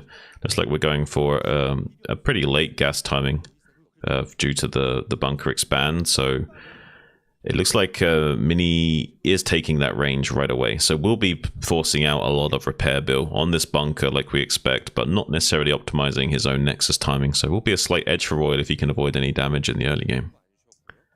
Yeah, this is probably the best possible situation for a bunker expand. We don't have any pressure coming from Zealots. It's just super standard play out of Mini. Almost losing this SCV here. He might actually end up picking that off. Gonna try and meet up with it as it moves over here to the right-hand side. It's really close, but looks like Royal will be able to escape here. There are some ways that you can try to catch up to this. But he's done a great job of pulling away. He's even going to turn around, come back? Are you serious? Well, he knows he can't. The probe can actually catch up to him because both of these players using manual move commands to move very tightly along the hex grid here. That's why you see them doing very smooth diagonal and vertical motions with their units. But it looks like there's a lot of shenanigans. We're basically playing a game of tag right now between the SCV and the Pro. While the rest of the game is going on, we've got another dimension of play happening over here of a classic game of tag. Their inner child has finally blossomed, and it's come down to a game of tag in a game of Starcraft many years later in their lives, and they're back to doing what they did in the playground scene. Well, the mom in this scenario is going to come over and throw the shoe at the child playing tag. The children here just knocking that kid off the monkey bars. He's no longer allowed to play. Thrown out of the playground here, and Mini is going to send both these Dragoons here to the front, start to deal that damage like you're talking about to the bunker. But Royal, I mean, he's happy to pay this tax, the Protoss tax here at the front, with the delay on that Dragoon making its way to the front. And having to pick off the early SCV. He's not actually going to have to pay too much here, and his factory is done. He's got the tank on the way. He's setting up all of his defenses here. He's got even an eBay finishing up, so he's not going to take any damage to a DT or anything. He will be prepared for the next stages, and we're thinking about this map a little bit earlier, talking about the map Apocalypse. Oh, a very fast Nexus here for Mini. 5-minute Nexus for the third? Okay.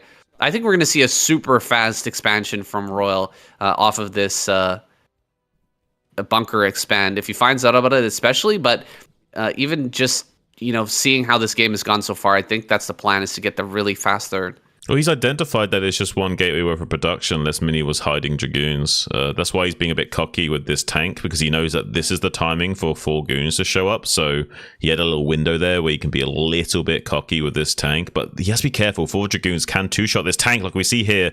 Mini shuffling up. Royal, you are playing with fire right now. Please at least repair that tank. What are you doing? He's just begging for Mini to come in here and make a trade. And the 3 tanks are finished now, so he's going to lose this tank. But look at this. Only losing 1 Dragoon on the exit as well. The tank's unable to be quick enough to come down and punish with their arc light cannon. So yeah, I really don't understand Royal's mindset there. He's trying to use that tank to bait the Dragoons in for a better trade of the other 2 tanks coming out of the factory. But honestly, the timings are a little bit off for Royal there. He was a little bit too cocky, and I feel like he misread the game state a tiny bit. Well, if all of those tanks had survived, we might see Mini just get completely bowled over here. As it stands, he still might lose to this push that's coming right now. Just Royal with the Vulture speed finishing up, maybe mines coming up behind this as well. He's going to come around behind everything, start to lay down mines, and he's going to hit the front with a couple of tanks, some Marines and all that. Oh, dude, this is gonna get really, really nasty for Mini. He's already lost a lot of HP on these Dragoons, and the mine here in the middle, forcing those shots onto that, and they're gonna back right up into this mine. Oh my! Brutal. I had to avoid swearing there, saying that's crazy. And like the probe transfer on the way back is also going to take a few losses. This is like a beautiful best case scenario for Royal. Currently ahead in supply, 64 to 58. Mini contained as well. We're now going to be acting against him.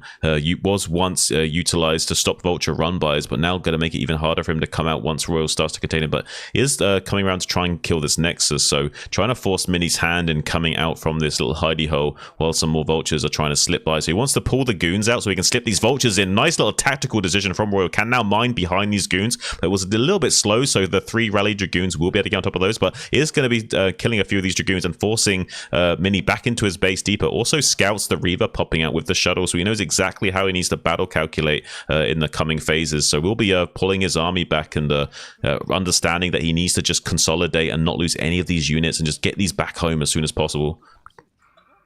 5-minute Nexus really getting punished here. He's even going to pick up the probe that comes out to reclaim that Nexus. And dude, Royal playing almost perfectly here. The early loss of the tank was a bit rough, but it did set him up. It gave him a nice layup here for that follow-up push by picking off those Dragons, like at least lowering a lot of their HP, made it a lot easier to push through there. And of course, that run by into the back with the a few Vultures to lay down the mines. Everything working out really, really well here. And Mini skimping so hard, only having 1 gateway, trying to take a Nexus off a third Nexus on 1 gateway is incredibly greedy.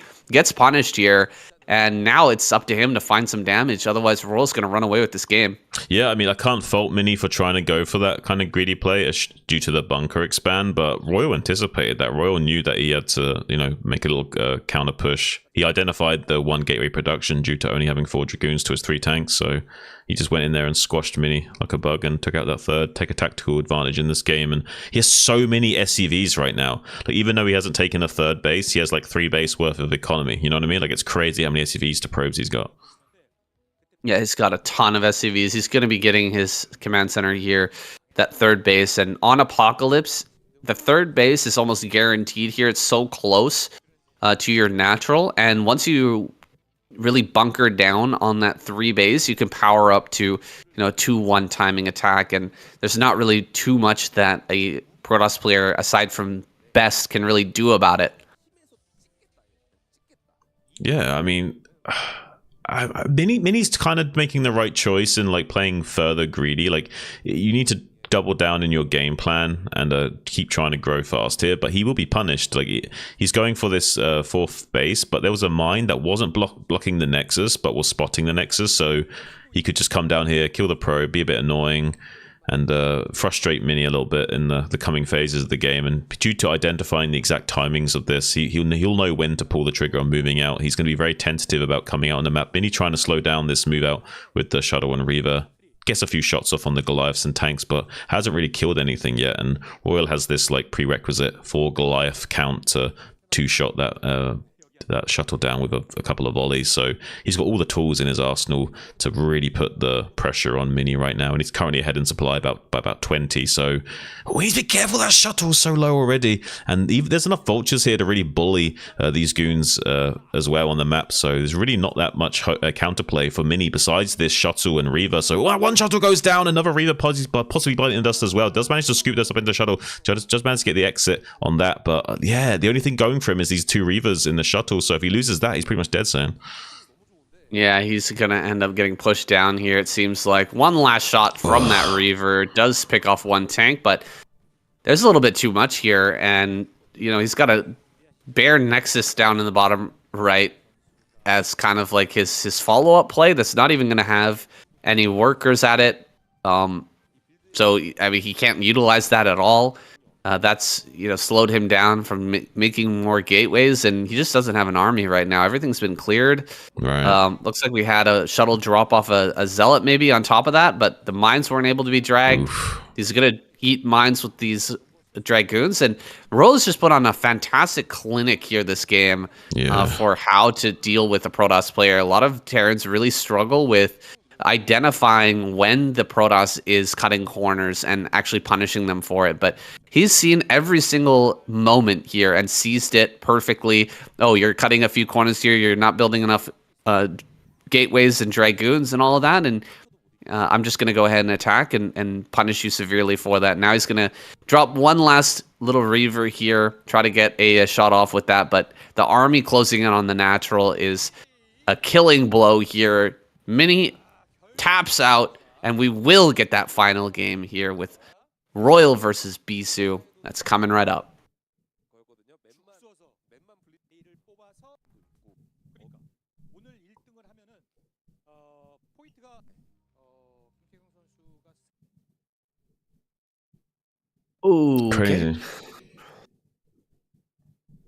Yeah, Mini's probably like one of the most wildly inconsistent players you can ever imagine. Like one game he might play like one of the best players in the world, and another game he might play like a sausage monkey due to his emotional state. And that's such a weird thing about this like whole mechanics versus emotion thing. Sometimes that emotion can make you a deadly player because when you are feeling it, it's like you're unstoppable and you feel invincible, and it can kind of like make them play like gods. But also conversely, as soon as something goes wrong, it can just spiral out of control for them, you know? Mm-hmm. Definitely spiraled out of control for Mini there.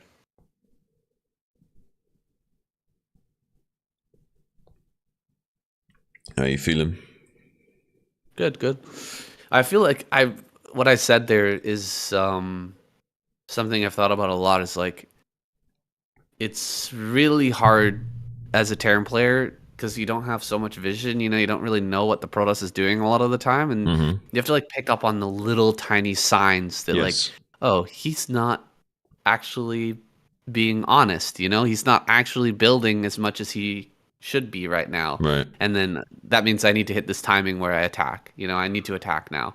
Yeah. Whereas like most players will miss those signs and then wonder why they're so far behind and why Protoss is so OP. You know what I mean? Like, this is the poker element of StarCraft that people don't take for granted too much. For example, you could, as Mini, do the opposite, where he could have represented only being one gateway and only shown those 4 dragoons, but have more dragoons out on the map, if that makes sense, to kind of force him to push out and then punish.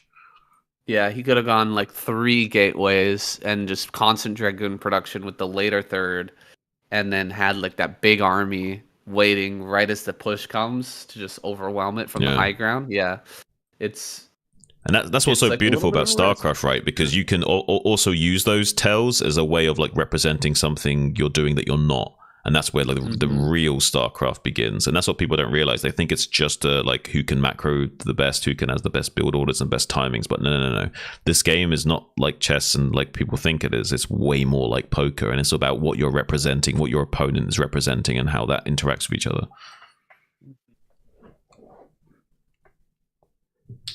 Tells. You're showing tells and bluffs, right? Bluffing your tells. All right, let's go into this last game.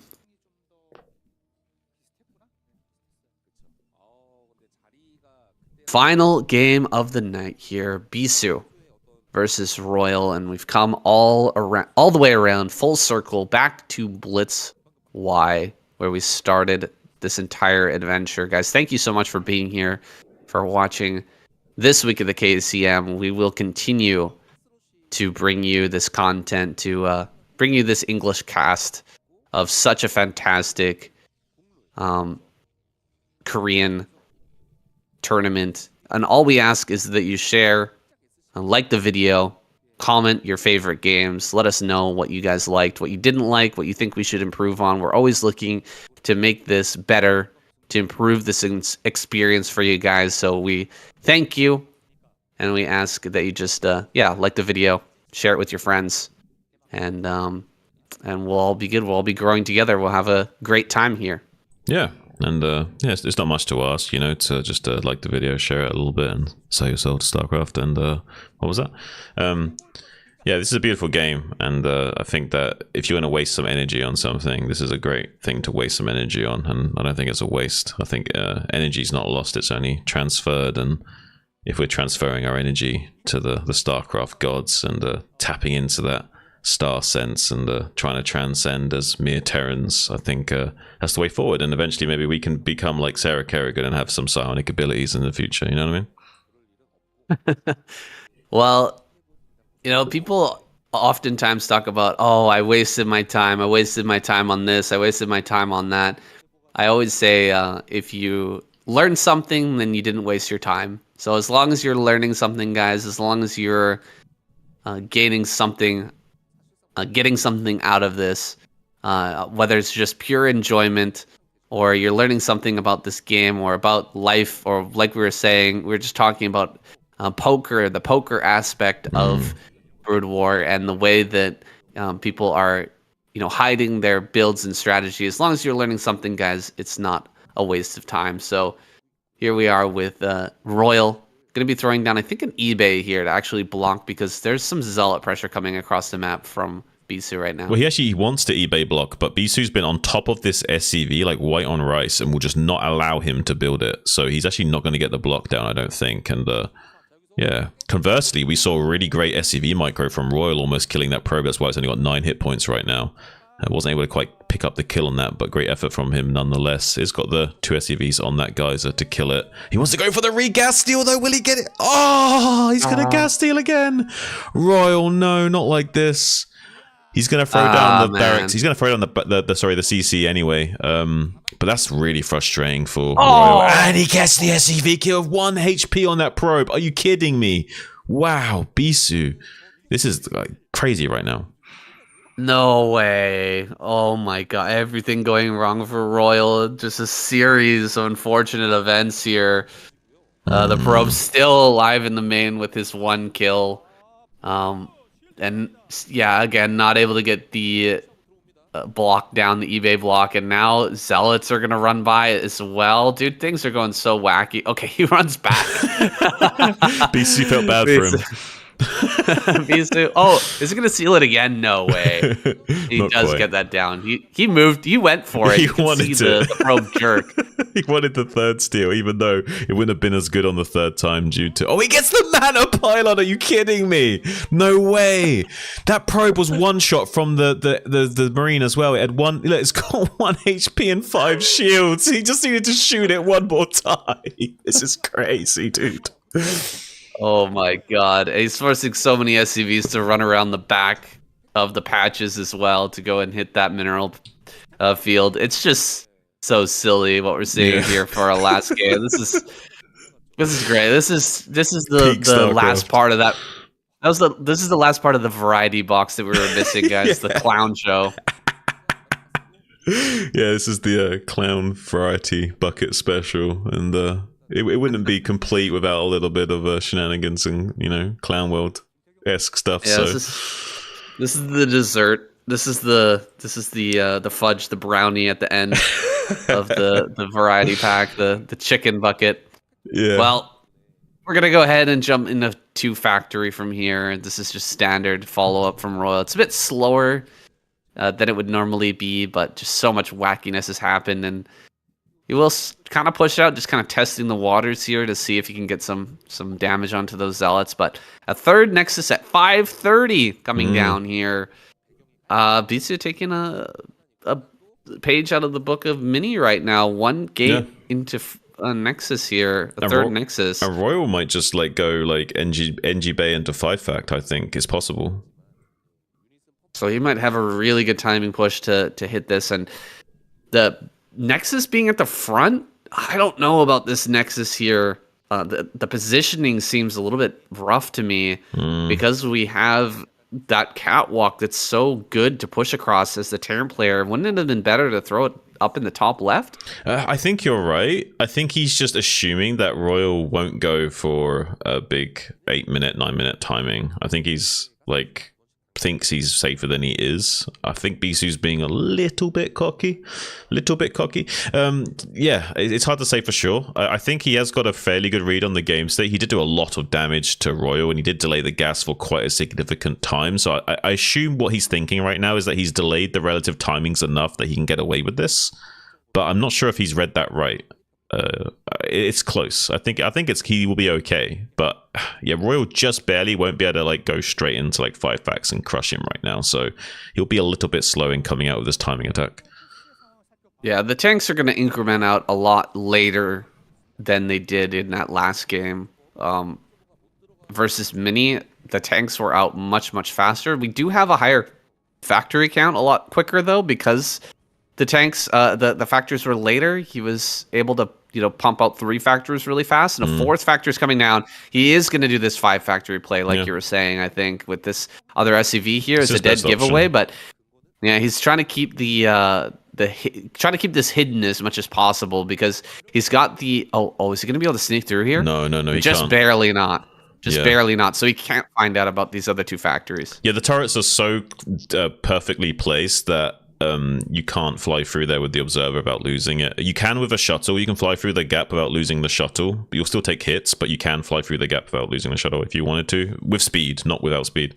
But yeah, this kind of turret placement is perfect. Like, it's just the right distance where you can't fly between them without both not shooting. So yeah, it's just a really great setup here from Royal. He's one of the best at like designing his bases and stuff. Well, this push, it's really going to come down to whether he can come across the map here and actually kill this 3rd base, because it's all going to be predicated on dealing this damage here. Will Bitsu be ready for it? Can he get the good hits with the Reaver as it's coming across the catwalk? That's what we're about to find out here. He's already pushing forward. That's been spotted by the observer. And I don't think this is what Bitsu wanted to see here. He did not want to see this push coming already. He doesn't have much back at home. He's got a few Dragoons here in the high ground.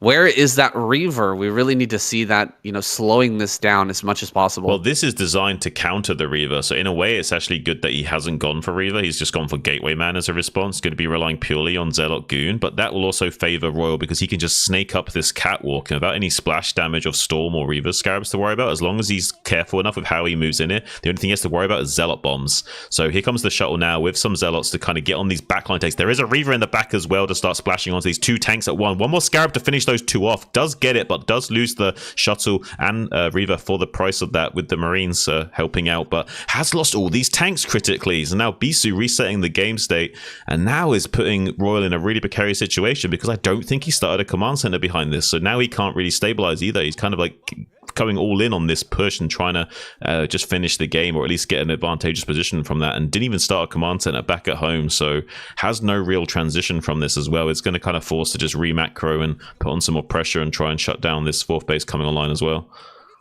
Well done, Bitsu. The Reaver is getting those great hits.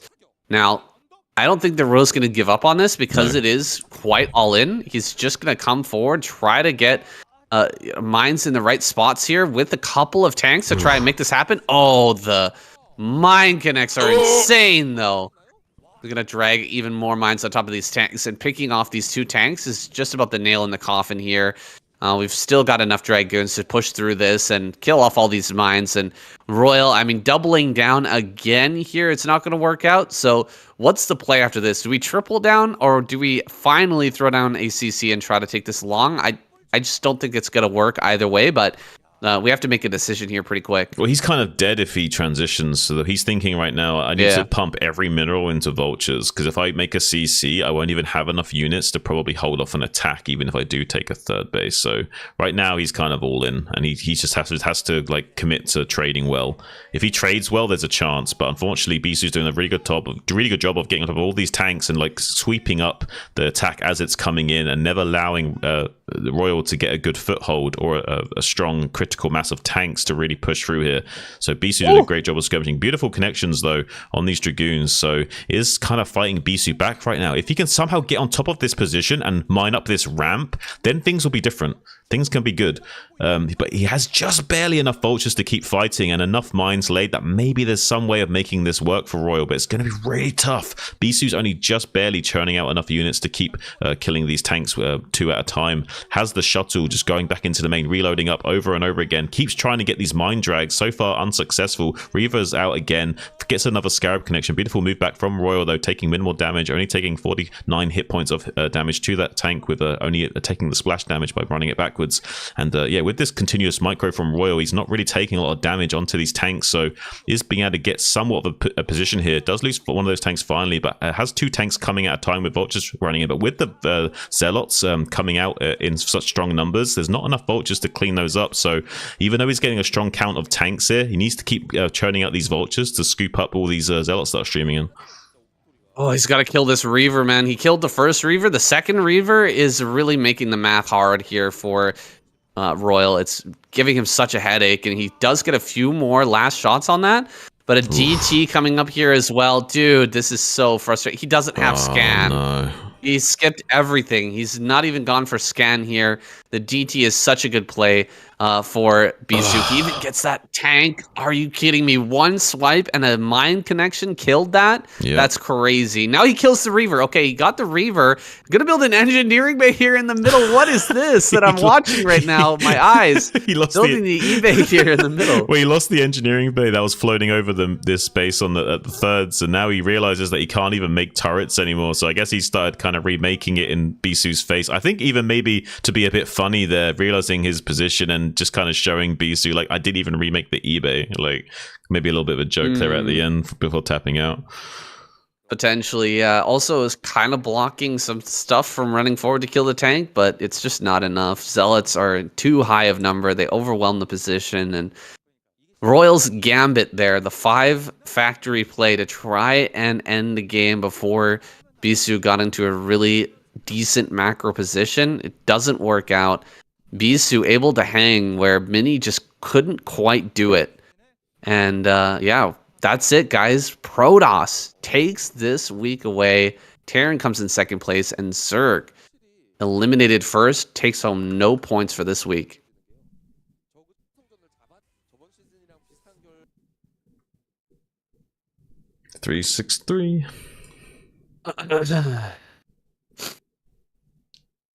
Look at Protoss shooting off into the stratosphere again. Yeah, they're on a collision course with the Zerg symbol once again. They want to crash land the carrier into the hive mind again.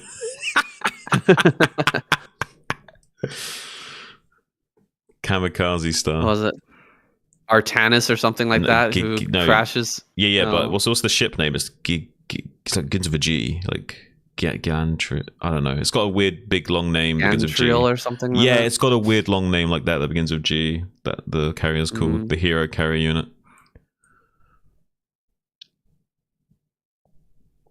Well, I don't know what we can do besides make some more jokes about chicken buckets. The variety. No, we should say what we just said about. We should say what we just said about the Protoss crash landing the carrier into the hive mind again. That's a good joke. Let me say that. That's a good joke. You say something, and I'll set up for that. Yeah, I'll set you up for it. Yeah. All right.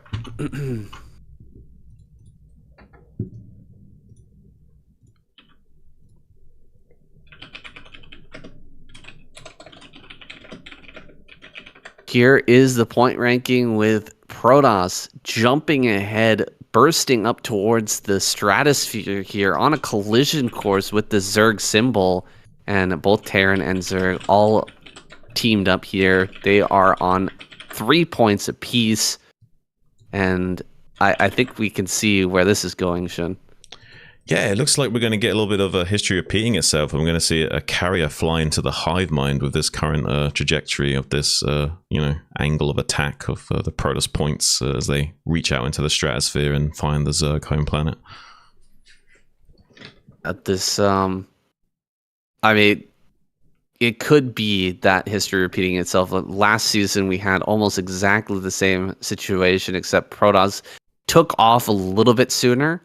It seems like here, though, the lineups have just been so strong in the last couple of weeks that Protoss undeniably better than Terran and Zerg. I feel like we have to get some better Terran and Zerg players in these lineups if we want to stand any chance of shutting down the Protoss and reclaiming that #1 spot. Oh, absolutely. I would love to see Effort come back. I'm not sure how his wrists are doing, but I would love to see Effort in at least a couple of weeks. There's some other great Zergs.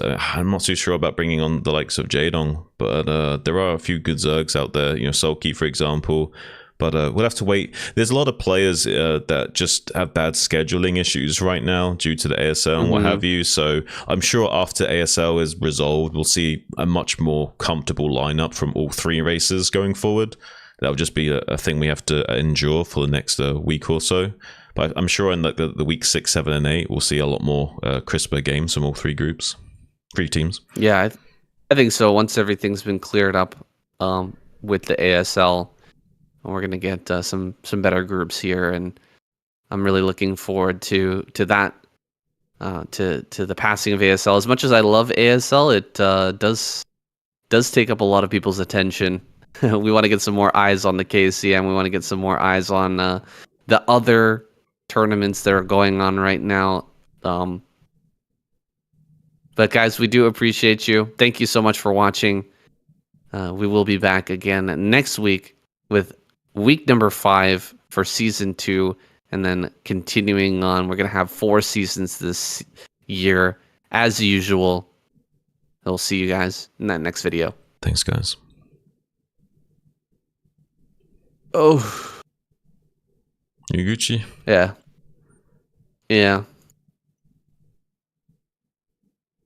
I don't know how to say it, but it is rough. It is rough with the ASL season, man. Holy shit. Yeah, I don't know how this can be, but like literally half the views as usual. Yeah, man. I mean, ASL is a big deal, you know? Yeah, it is. I mean, it's like the place to be. If like everyone, if you're a good Starcraft player and you're like even if you're like a strong amateur player, that's like it's your end goal, right? Your dream is probably getting into the ASL, and even if it's like a long shot, you still have the dream of being in the qualifiers, and maybe just getting one win in the qualifiers would be a big deal, right? Like it'd be so easy to go. It's such a competitive thing. Like, you know, it's easy to go into the qualifiers and just get absolutely destroyed. So if you like are capable enough to even just win one game in the qualifiers, that's a pretty big deal for amateur players. So it has this the aura to this tournament has like a sense of gravitas to it, unlike a lot of tournaments that we've had in other esports. And it's so crazy that it overshadows everything in the StarCraft scene, right? Yeah. Which is unavoidable. It's unavoidable, yeah. It was pretty legendary being there in person. I did enjoy it. Nice. Yeah. It was fun. I'm glad you got to you saw 2 games, didn't you? I wouldn't say what on stream, but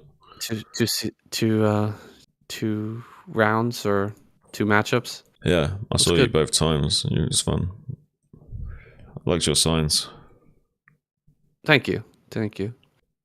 I wish I could have gone to the ASL when there was still the English cast, so I could, listen to it while watching. They used to do it with you have headphones. Yeah, so you could like listen to the English without. Yeah. I know exactly what you mean. Yeah. I wish I could have done that, but it is what it is. Yeah, they don't quite have the same production setup as they once did, thanks to COVID and all that shenanigans kind of hitting the scene hard and never really going back to the way it was before. Yeah. It's all right. So when do you want to do podcast?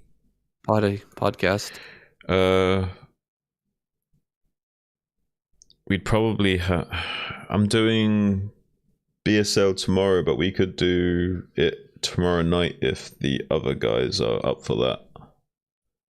As in, like, morning your time, like same time as now. Yeah. Same start time, but tomorrow. Yeah. Okay, let me know if that works. Yeah, I'll ask them. Okay, sounds good. Who is them? Them is a friend of mine for heaters. He's quite an intelligent gamer that understands gaming quite well. But there's also another guy who's like a military, an intelligence analyst for the America's Army.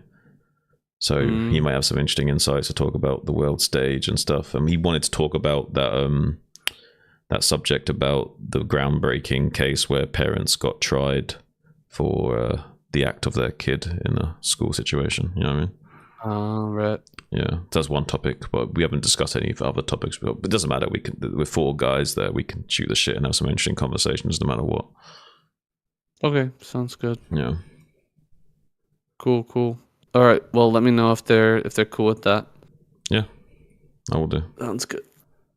All right, man. What are you doing now? I'm just gonna edit this up, and I made a video for how to get to the ASL Yeah. because I think that it's not clear for a lot of foreigners.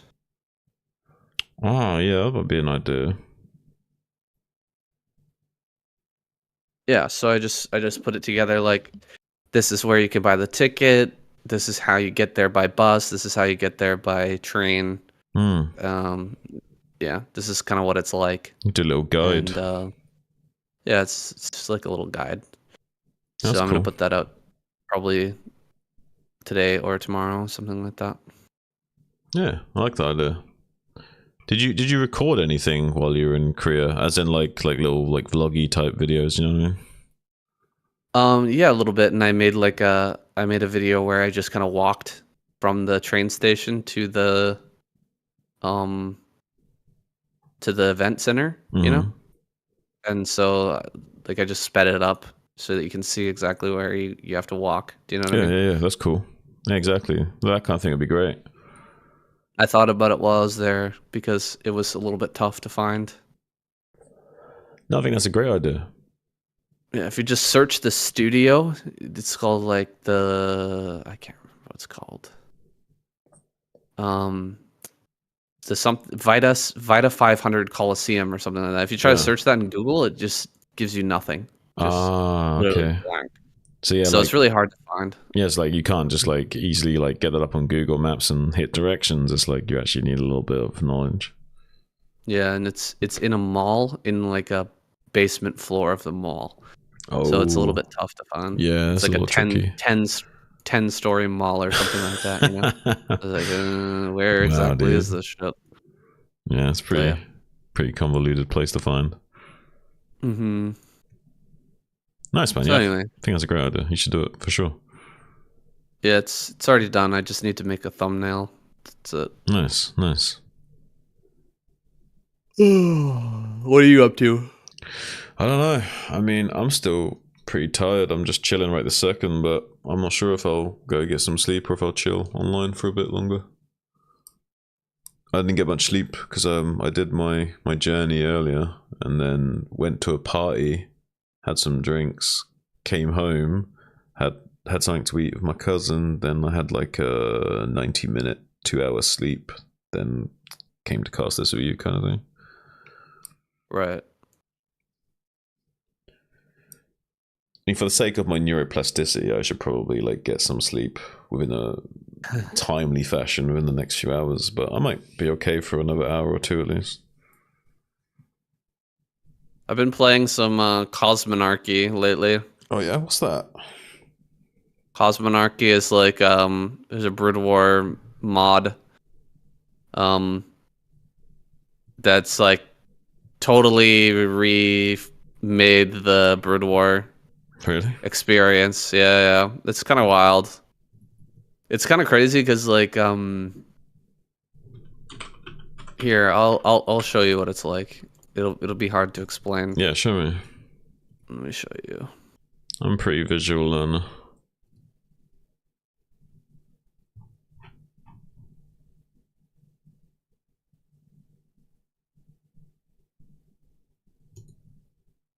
Oh, I started playing a few of those what's it called? Like the reverse campaign thing. Oh, you did? Yeah, I played a few of those missions. Starcraft alternate? Yeah. I did like, I can't remember, like 4 of them or something. I don't know. Started doing it. You started with Zerg or? No, I just did them in order. So like, I did like, there's a few Zerg levels, obviously, because of the Terran campaign. You're playing against Zerg initially, right? Like I think the first. Maybe it's a different one. The Are you playing regular Starcraft or Broodwar? I started regular Starcraft. I started from scratch. So I was going to do them all in order, like regular Starcraft Terran campaign, all the way down. You know what I mean? It must be a different. Yeah, it must be different than. Well, the first level was like you start off with 3 drones, and you use the level where you've got to kill Jim Raynor and stop them training like 10 Marines or whatever. So you're basically yeah, that one. I got you. That's level 1, I think. Right. This is different from what I did. I played the StarCraft alternate. You're playing StarCraft reversed. Ah, okay. That's 2 different ones. Yeah. Wait, what is this music? Yeah, totally different. Everything's different in this. Yeah, I'll show you. Play some Zerg. All right. Wow, we got Whoa! We got StarCraft 2 start with 6 workers, and the workers are moving at the speed of light. Is this like... What? Why does the hatchery have 1300 HP and 3 armor? What is that? What is going on, man? Okay, and why do we have like no supply? There's not even any overlords. Why is there a mini geyser? What is this unit you can build that's not a Zergling or a Hydralisk in the bottom right? Oh, you'll find out pretty soon. This is like a fever dream. I know, right? What is going on? So you don't need to make any like pools or anything. Like it's just the drones take so long to build, even though they're moving so fast. This is very bizarre. Like, it's gonna take a while for my brain to adjust to what's happening on my screen right now. And you can select multiple buildings. Oh my days! Oh my days! Some quality of life in Broodwar. Yes. What is going on? We're in a parallel universe right now.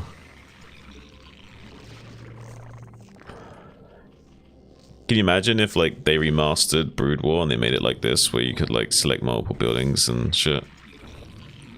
How crazy that would be, and how much it would upset the balance of the game and the players.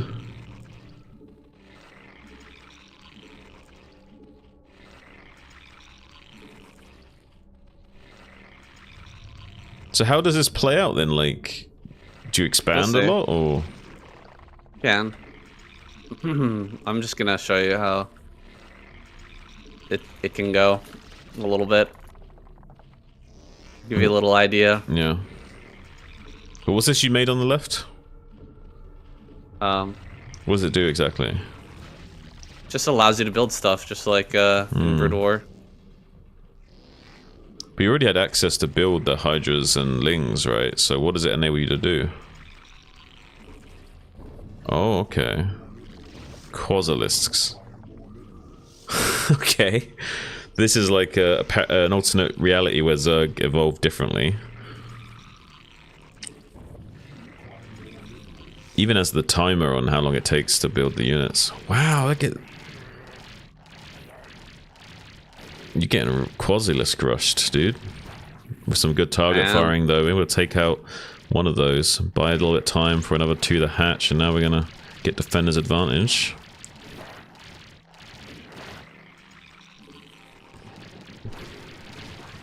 Borrowedlings in your base? Okay. So why is there a 6 next to their attack? Is that just how much damage they do as opposed to their upgrades? Yeah, damage. Okay. There's no upgrades in this game at all. Oh, okay. That's why it just says the values of how much damage they do. Yeah.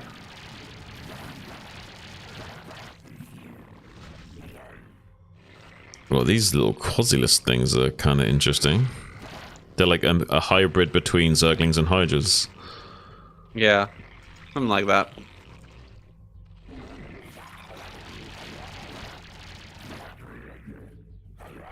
And that the sound effect sounds like an Overlord and Hydra had a love child. Yeah. Maybe. Yeah. So what's with this like mini gas? So why is one of them smaller? So the mini gas only gives 2, and the big gas gives 4. Ah, right. Okay, okay.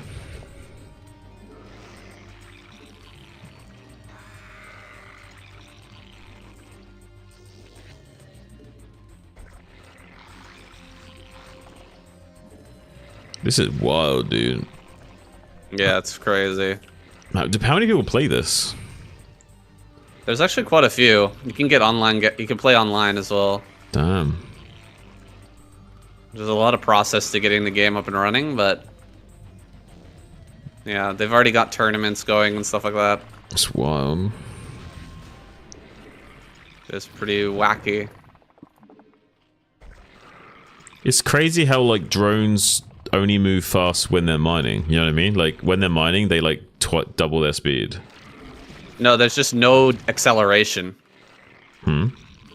There's no acceleration and deceleration. No. I mean, but look They're how, always moving the same speed. They always move the same speed no matter what they're doing. You See what I'm sure? saying? Because it looks like they're bouncing vertically a lot faster than they're moving horizontally to go and transfer here. They just look like they're doing what's it called, like boosting. They're like mineral boosting always. Do you know what I mean? I know what you mean, but I don't know. It seems like they're still moving slightly faster while they're mining than when they're moving. It could just be a optical illusion because of how good the mineral pathing is, like you say. I think that's what it is.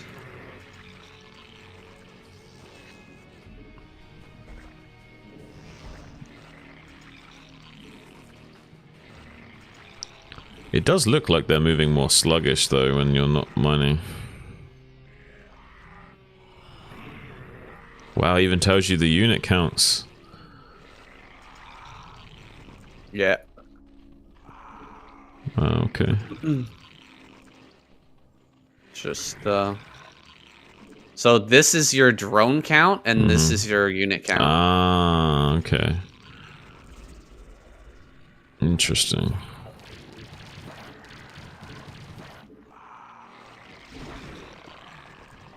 So who made this, and how long has this been going for? This is by Pronogo. Pronogo. Right. He's like an interesting guy. I did a podcast with him. I think I mentioned to you I was doing a podcast with a guy a while ago. Yeah. Yeah, he did. I did the podcast with him. So high ground also gives you a range advantage. It doesn't give you like mischance. Oh, Like how much increases range? your range. I'm not sure exactly how much, but it does give you a pretty. It's like a pretty significant range boost. Right. Well, I guess range So- units are even more valuable then. The main thing that the Zerg for the Zerg is like gas. Gas is like really hard to get Do you, because you can only have Right. two will saturate a gas. so do you like double expand and stuff as Zerg? Like kind of play like in Broodwar where it's like you just want to like secure as much gas as possible. You're not so much worried about the minerals at all. From what I've seen, not really. It's just you're relying more on mineral Okay. Units until you can get like those extra bases online, and you can Right. pump out a huge amount of mineral units. And then once you get to second layer of tech, which you actually need a building to get to the next layer of tech, and it costs 900 gas. So you can imagine it takes a while to get there. Then you can start to like you can add buildings onto these, the big ones, that increases the mining number, like how much you're actually mining. Yeah. See what I'm saying? So you yeah, you want to save up your gas. And this building is really important. Like if it 900 dies, gas. yeah, it's crazy how important it is. Definitely don't want to let that die. Oh, it's a big investment. That's like losing a whole stack of mutants if that dies almost. Yeah.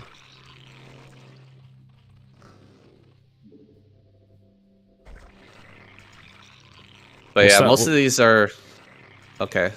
This is That's interesting. for Okay. control strains. So I can make lurkers. Mm. I can make these things are interesting. And these ones are very intensive, but they're flyers, melee flyers, by the way. Finally, a melee flyer. Yay. We always wondered if they were going to give some melee damage to the Overlord because of its dangling claws, but we never saw that eventually. Yeah, that never happened. Look at this thing. Wow, what is that? This thing It's like a has a Gorgonite, special. dude. Yeah, it has a special ability where, upon taking damage, it spawns like broodlings. Oh, shit, okay. And then hostiles grant 33 It's a movement speed buff. Yeah. movement speed buffs for everything around you. Yeah, it's a movement speed aura. So like it's very good for melee units. Yeah, you can like have that leading the charge for your Zerglings or what have you to like get in there quick. Yeah. There's no limit on supply, by the way. So yeah, you can just like get into like numbers game situation where it's just all about map control, positional advantage, and just outmuscling your opponent. Yeah. We can upgrade almost every building for the Zerg. They all have like their little upgrades.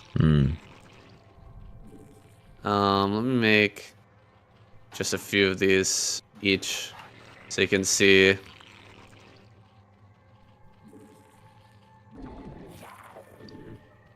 Do that.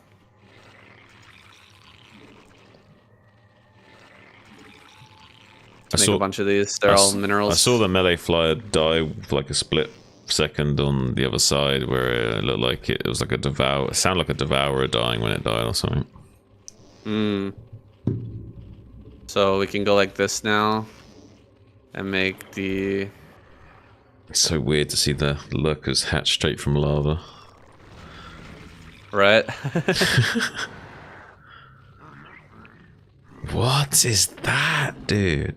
Isn't that wild? It's like goes- Zerg and Doom combined. Something like that. And look at these things. What? It's wild. So one big thing that I'm learning in this game is like armor and armor pen is really important. So certain units, like the Quasilisk, they do really, really well versus low armor units. If you have no armor, Right. they deal a lot of damage. But if you have a high armor unit, They'll they just be do tickling almost them. nothing. Yeah. Yeah, And those have got really like high this- armor base, yeah. high armor, yeah. And then no armor pen, so they do really well against things like the Quasilisk. So they're like who have no destroyer armor. units. They're good at taking out the light units, but not so. Yeah, they're like anti-light units. Yeah. So let's go to Tech 3. I don't have enough. 2,100, by the way. That's wild. So you sure like Zerg wouldn't benefit from just like double, triple expanding and just like mining gas only yeah. at some of these bases? For sure, you would benefit, but usually games are very intense. Like, there's a lot of shit going on. It's kind of tough to like get all the bases that you'd want. It's like too much pressure going on. I like how the minerals are getting darker as they become more mined out. So, mineral patches never totally mine out. When they're depleted, they return less. Interesting. Isn't that interesting? Yeah. This is wild, dude.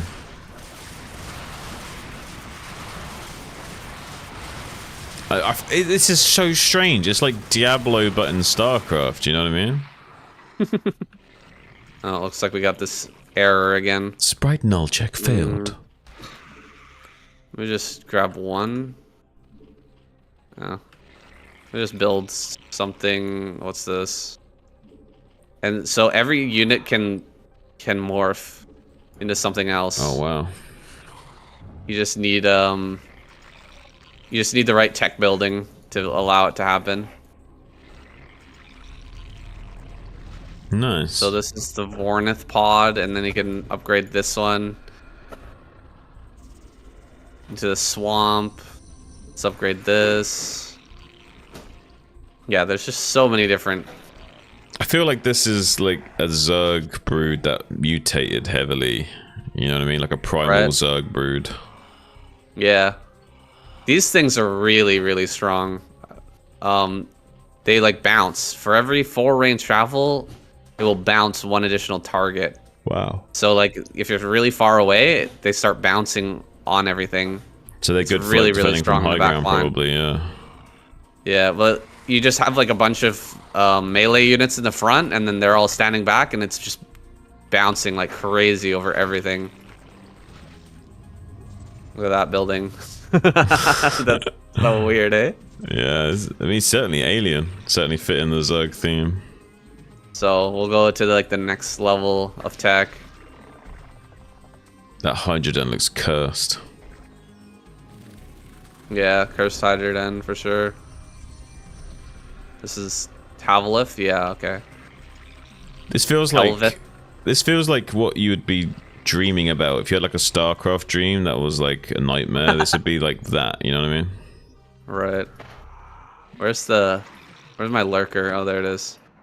So yeah, the lurkers also do like a weird shot where it goes forward and back like this. What? Boomerang subterranean spines. I've seen it all. What the fuck? It's like Draven Look at this. from League of Legends or something. Zergling upgraded. It's a fucking. Now when they attack, they put an ensnare on on whatever they're attacking. It's a bat, dude. You got a vampire. Like slows. Whoa. Slows everything that attacks. Nice. Yeah, these Zerg have definitely evolved in a spectacular way. Yeah. Let's see what else we got.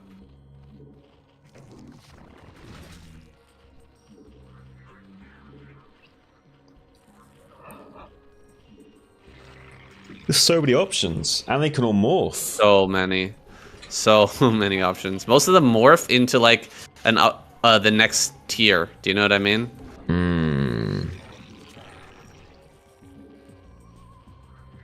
I wonder, like, I don't even think I've gotten them all yet. I wonder, like, what metas would form in this, like, what ends up being like optimal strategies based on unit composition and what have you. Yeah, there's a lot of really interesting strategies that can emerge.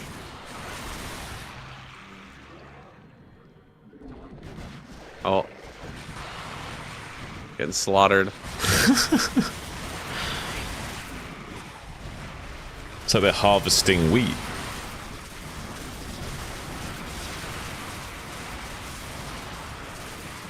Oh, this is definitely like Doom and Diablo-esque. Look at this thing. What? Is that a moving sunken colony? What is that? I've never actually seen this thing. It has got the sunken colony. It has got the yeah. sunken colony attack. Look, Whoa. Is that Dark Swarm? lashing limbs. Oh, when this thing gets attacked, I guess.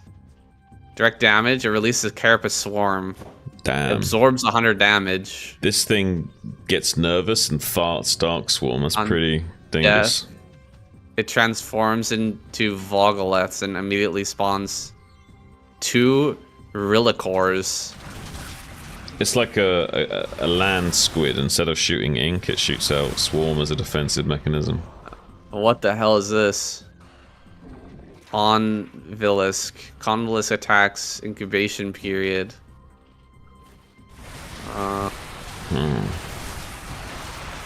Births, yeah, like it births offspring, so it's like you infect them with the attack and it hatches out into broodlings.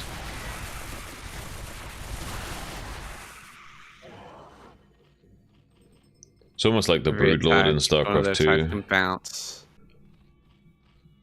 2 brood spawn. Yeah, it's like the Broodlord in the Broodlord in StarCraft 2, where it's like the attacks generate broodlings, kind of. So you can upgrade to a hive, and then when you have a hive, every unit that you make spawns double. Oh Double shit! unit. Wait, how much That's does a hive strong. cost? 450 gas. Okay, that's I can see Expensive, why. but I can see why gas is so king in this. Damn. yeah.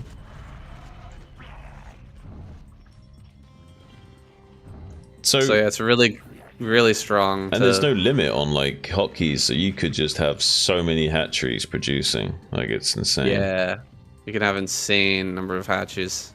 Let's see what this is. I don't think I've seen that.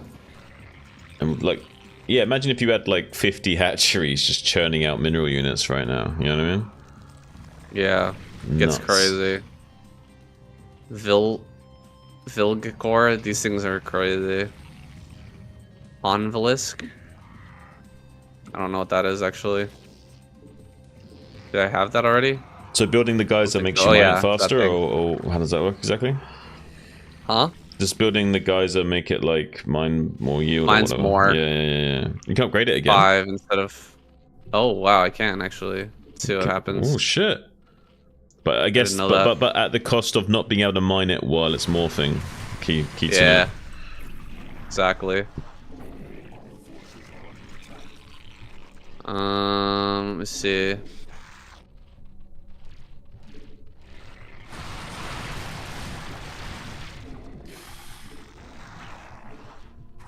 You can need slightly more than that to clear up.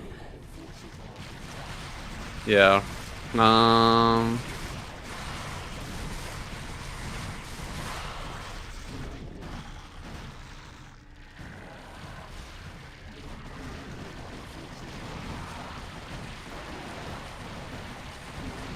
So these things have like some wacky shit.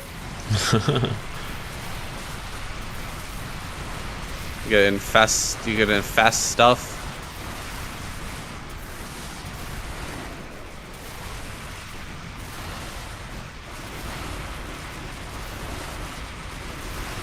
Whoa, This it is like a shows you blocking the- thing. Yeah, it actually shows you the edge of this. It shows you like the range of it as well when you have it selected. Whoa, Yeah. this is wild, man. Let's see some of these. Can you just imagine like 2 pro gamers playing this? Yeah, it's wild. I've watched a bit of pro gamers play this.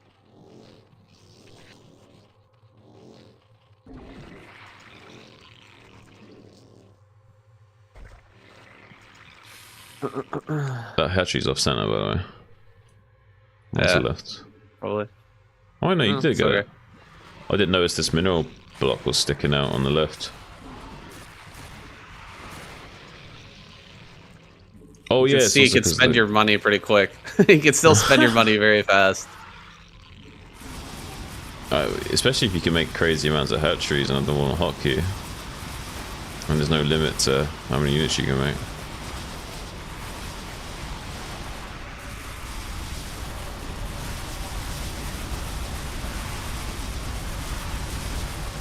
It's a little loud. Yeah, it's a little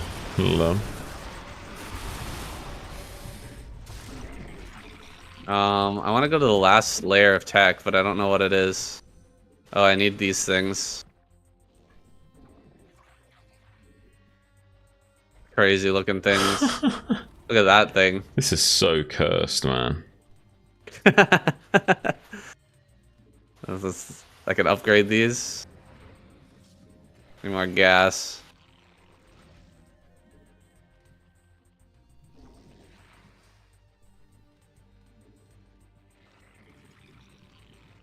You can see it really, Just imagine this. Imagine if, like, you didn't know about this and you met someone and you were talking about Starcraft and they were like, "Oh yeah, I play Starcraft," and you're like, and eventually you got to see what they meant by Starcraft, and this was it. Can you imagine your reaction to seeing them play this and saying that they play Starcraft? Like, your mind would be like, "What the fuck am I looking at?" Wouldn't it? Yeah, it would for sure.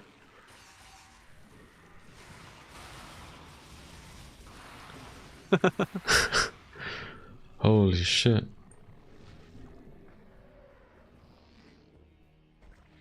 What's this? Oh, there's a gas over here. Look at that.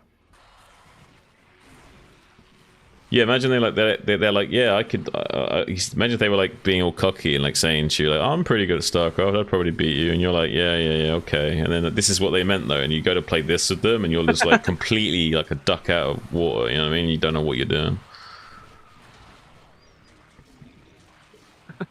Some of these like later game units really have low, high mineral count, but low. What is it? Gas count. I can't. I don't really know which ones though. Those. I think it's this one. Yeah. Oh.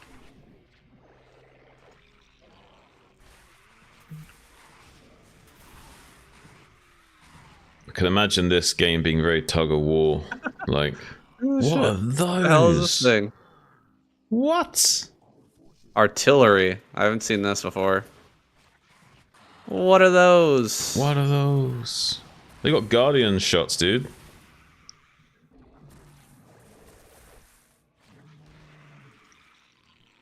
This is wild. Welcome to the Yeah, Starcraft crazy. Twilight Zone.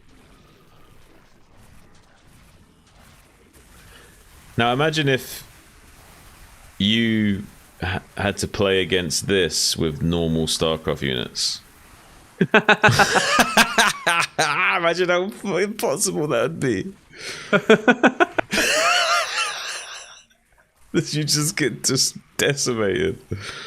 Maybe that's what happens when you die. You like go to hell and like God's like You have to. goes like yeah to you get have to out play against this? to get out of hell you got to beat Satan playing this, and you have to play like normal Starcraft units against this. What the hell are these things? I don't know, dude. They just think about this. They got like the same kind of HP and armor as an Ultralisk, yet they're like I shoot air? more utility. Oh, I can't. No, What's this? wild. Maybe those things can shoot air once they're upgraded. Guess we'll find out. This game is crazy.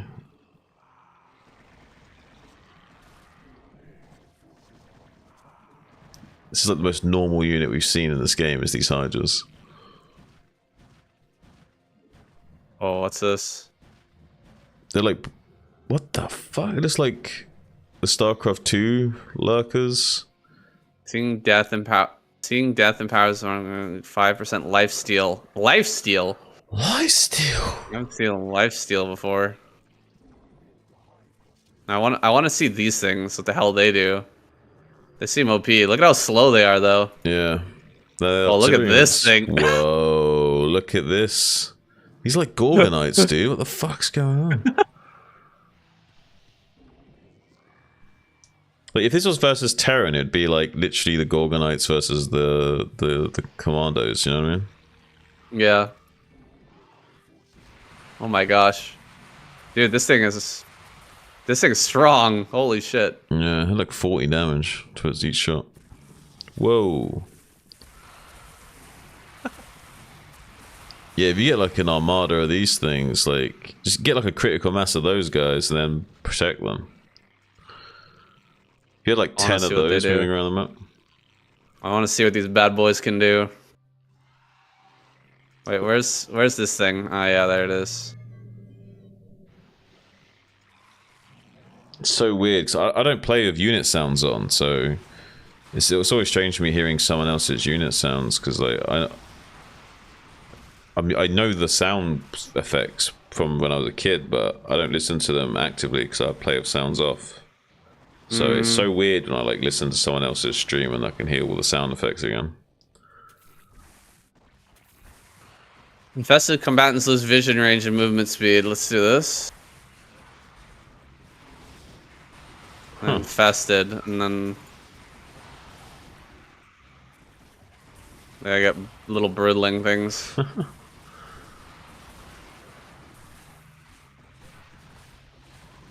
That's like a blocker Yeah. for blocking a ramp or something. I want to see what this thing does.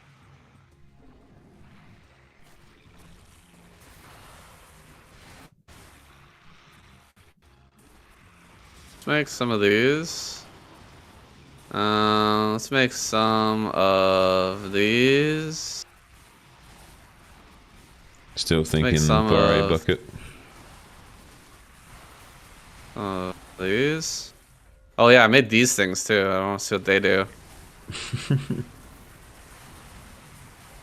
Where's my big boy? I don't know. Where'd he go? I've still got a... I need a cavern. An Ultrav cavern. This thing? This thing? Oh, I don't know. Oh, these can transform. What the hell is that? Is this a parallel universe where like they didn't crash land into the Overmind and it like evolved the Zerg, or is this? Or would you say this is more like primal Zerg type shit? Ultrav cavern. I can't find the Ultrav cavern. I don't know. This is some like what was that movie called where the main characters were in like a spaceship and they like went through into another dimension. You know what I'm talking about? Not Interstellar. You mean something else? Yeah. It's like a horror movie. Shit. I think I know what you mean.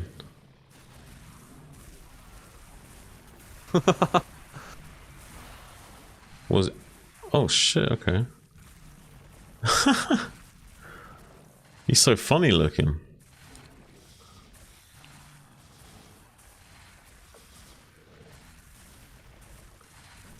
Imagine commentating and calling out these unit names. You can watch some of the guys commentate this shit. It's fucking crazy. Like, say that unit name. This one? Yeah. Keskathor. Keskafalo, I think. What's that? Say that. Zoris Thaleth. No, you'd have to abbreviate these. So you'd have to like say like Alkas or whatever for those. Zoris for the other ones, maybe. The hell, man. Oh, I got another thing. Another upgrade. What the hell is this thing?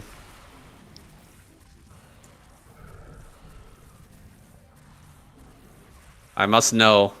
What are these? You're like a evil Zerg scientist genius trying to like experiment with different strains.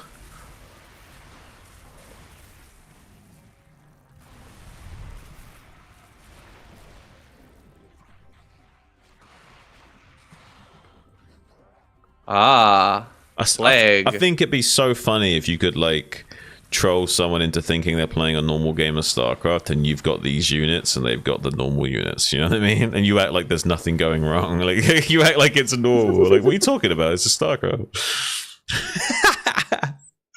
This is not how I remembered the game. It absorbs 1,000 damage. I make a cloud, it absorbs 1,000 damage. Huh. And this does 50. What is this thing? It's got a decent pen. It's got splash. It's got pen and splash. An attack? What? Oh, it's leaving the clouds. It's like its attack is this like AoE cloud thing, I think, when it attacks units, right? Right? I'm confused. When it's attacking ground units, maybe. Maybe it does this sort of like melee slap for air units and like. It's creating units. Oh shit! Oh, it's not that. It's not that that's leaving the little green clouds. It's these other artilleries. Okay. Swarming Rillisk. Rillisk.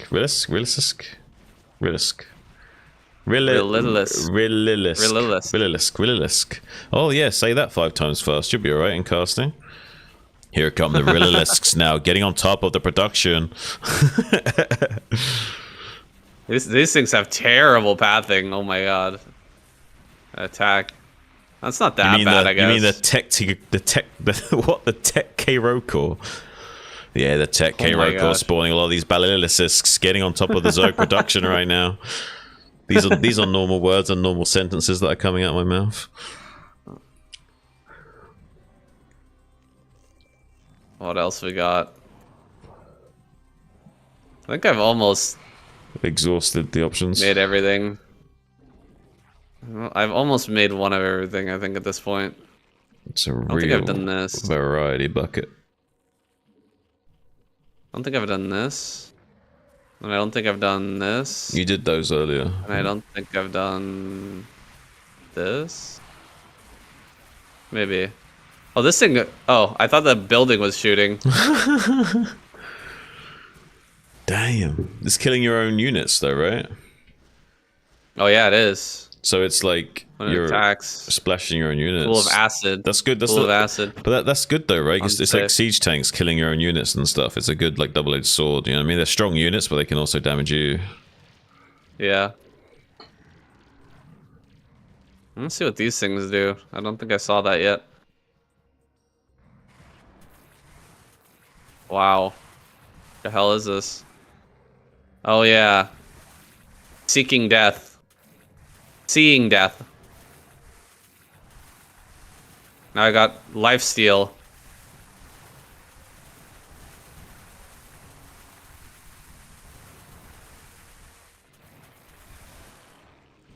GG. Here, I'll show you a replay of a game that I played. Yeah. Here.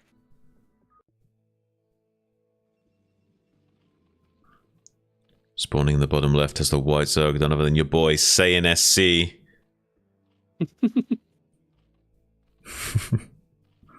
His opponent in the top right quadrant. It's Benno. That's the orange Protoss here. These probes are looking rather funky.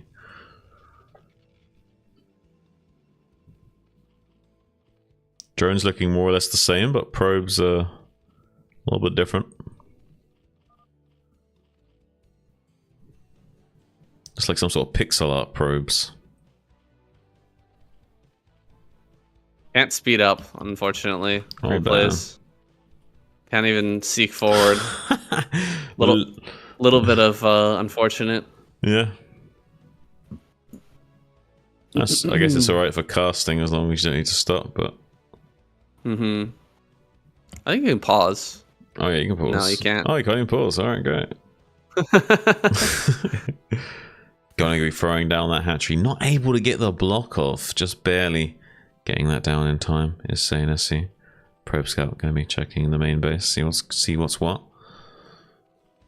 Sees that there's more or less just drones in production right now, which is to be expected.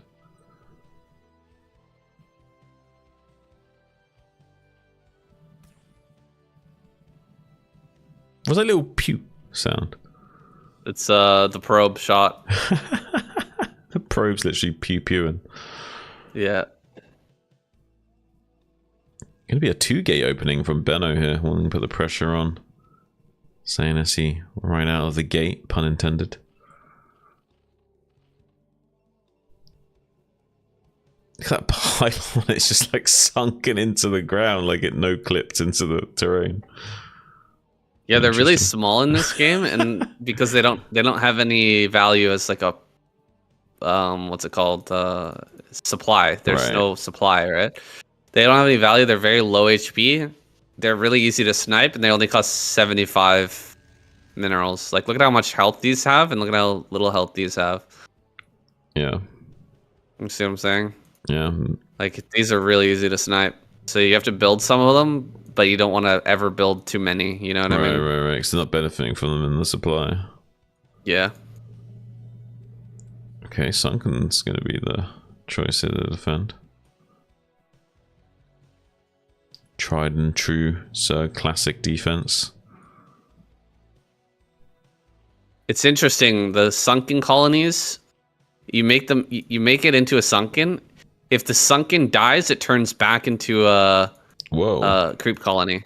Okay, that's so. So then, And then you can make it a sunken again. So they have to yeah. kill it twice.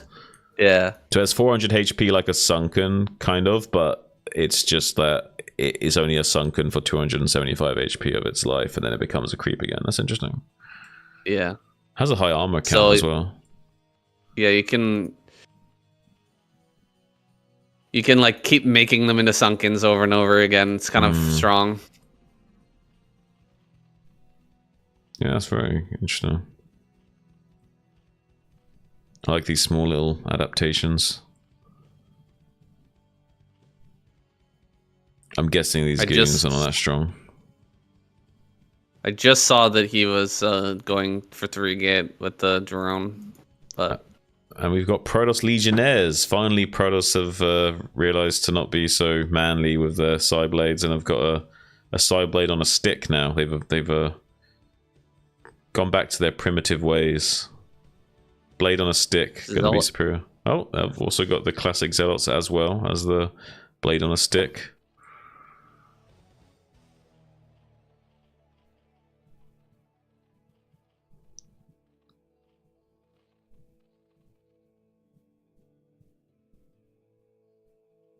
So am I like right in assuming that these Sunkens are like quite stronger than normal?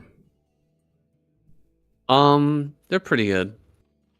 They're not like crazy strong, but they're pretty good. Okay. And these don't have armor pen, so with the 3 armor, Yeah. they live for a pretty long time. He's waiting for something that has armor pen. Yeah, because those goons only do 12 damage a hit with their shots. Yeah, the armor and armor pen portion of the game is something I didn't really realize right off the bat, but it's very important. Yeah, I can imagine. This is my first ever game online, so I was like, I don't know what the fuck I'm doing. I'm just building sunkens, and let's just get a shitload of hatcheries so that we can mass. It seems like the emphasis is more on like unit compositions and positioning and how you're growing on the Exactly. map. Yeah. Yeah.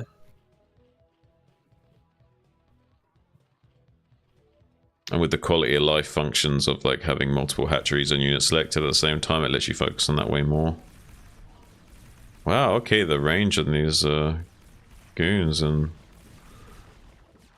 Wow, okay, this is interesting how they shoot. He's splitting his damage a bit too much though, so... Maybe you're trading a bit better than you should have.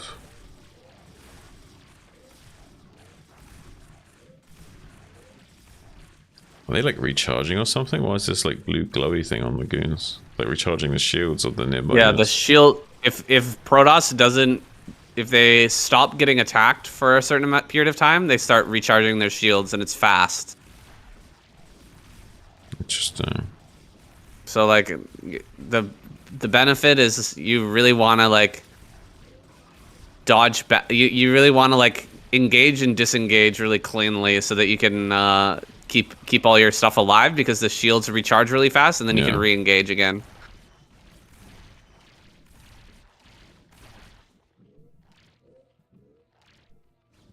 So yeah, I'm not even choosing the right units to build against this, because these have 2 armor and these do no armor penetration, or 1 armor penetration, and these are really good against them too, but I just have way too much now.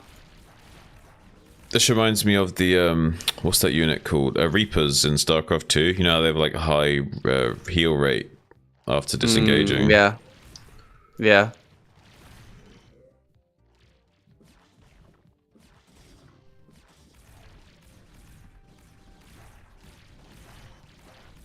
It's really important to target the low HP stuff. Yeah. Well, I imagine like against Protoss with the fast recharge, it's like even more important to target single units down. All right, and that's it. I won. Nice. Well, yeah, it's like he was just all in you, trying to kill you. Yeah. Because you're expansion. Well done. You won your first online game. What's good? GG. All right, I'm gonna run off and eat some lunch. Yeah, sounds good. Sounds good. Dreaming. Funny that I says got dreaming. to What the introduce you. fuck? It says dreaming. Tell me this isn't a fever dream of. Yeah. This is. All right, I'll talk to you. All in a right, bit. I'll talk to you in a bit. Thanks for waiting. Hope you enjoyed the stream, guys. I'm gonna be going offline.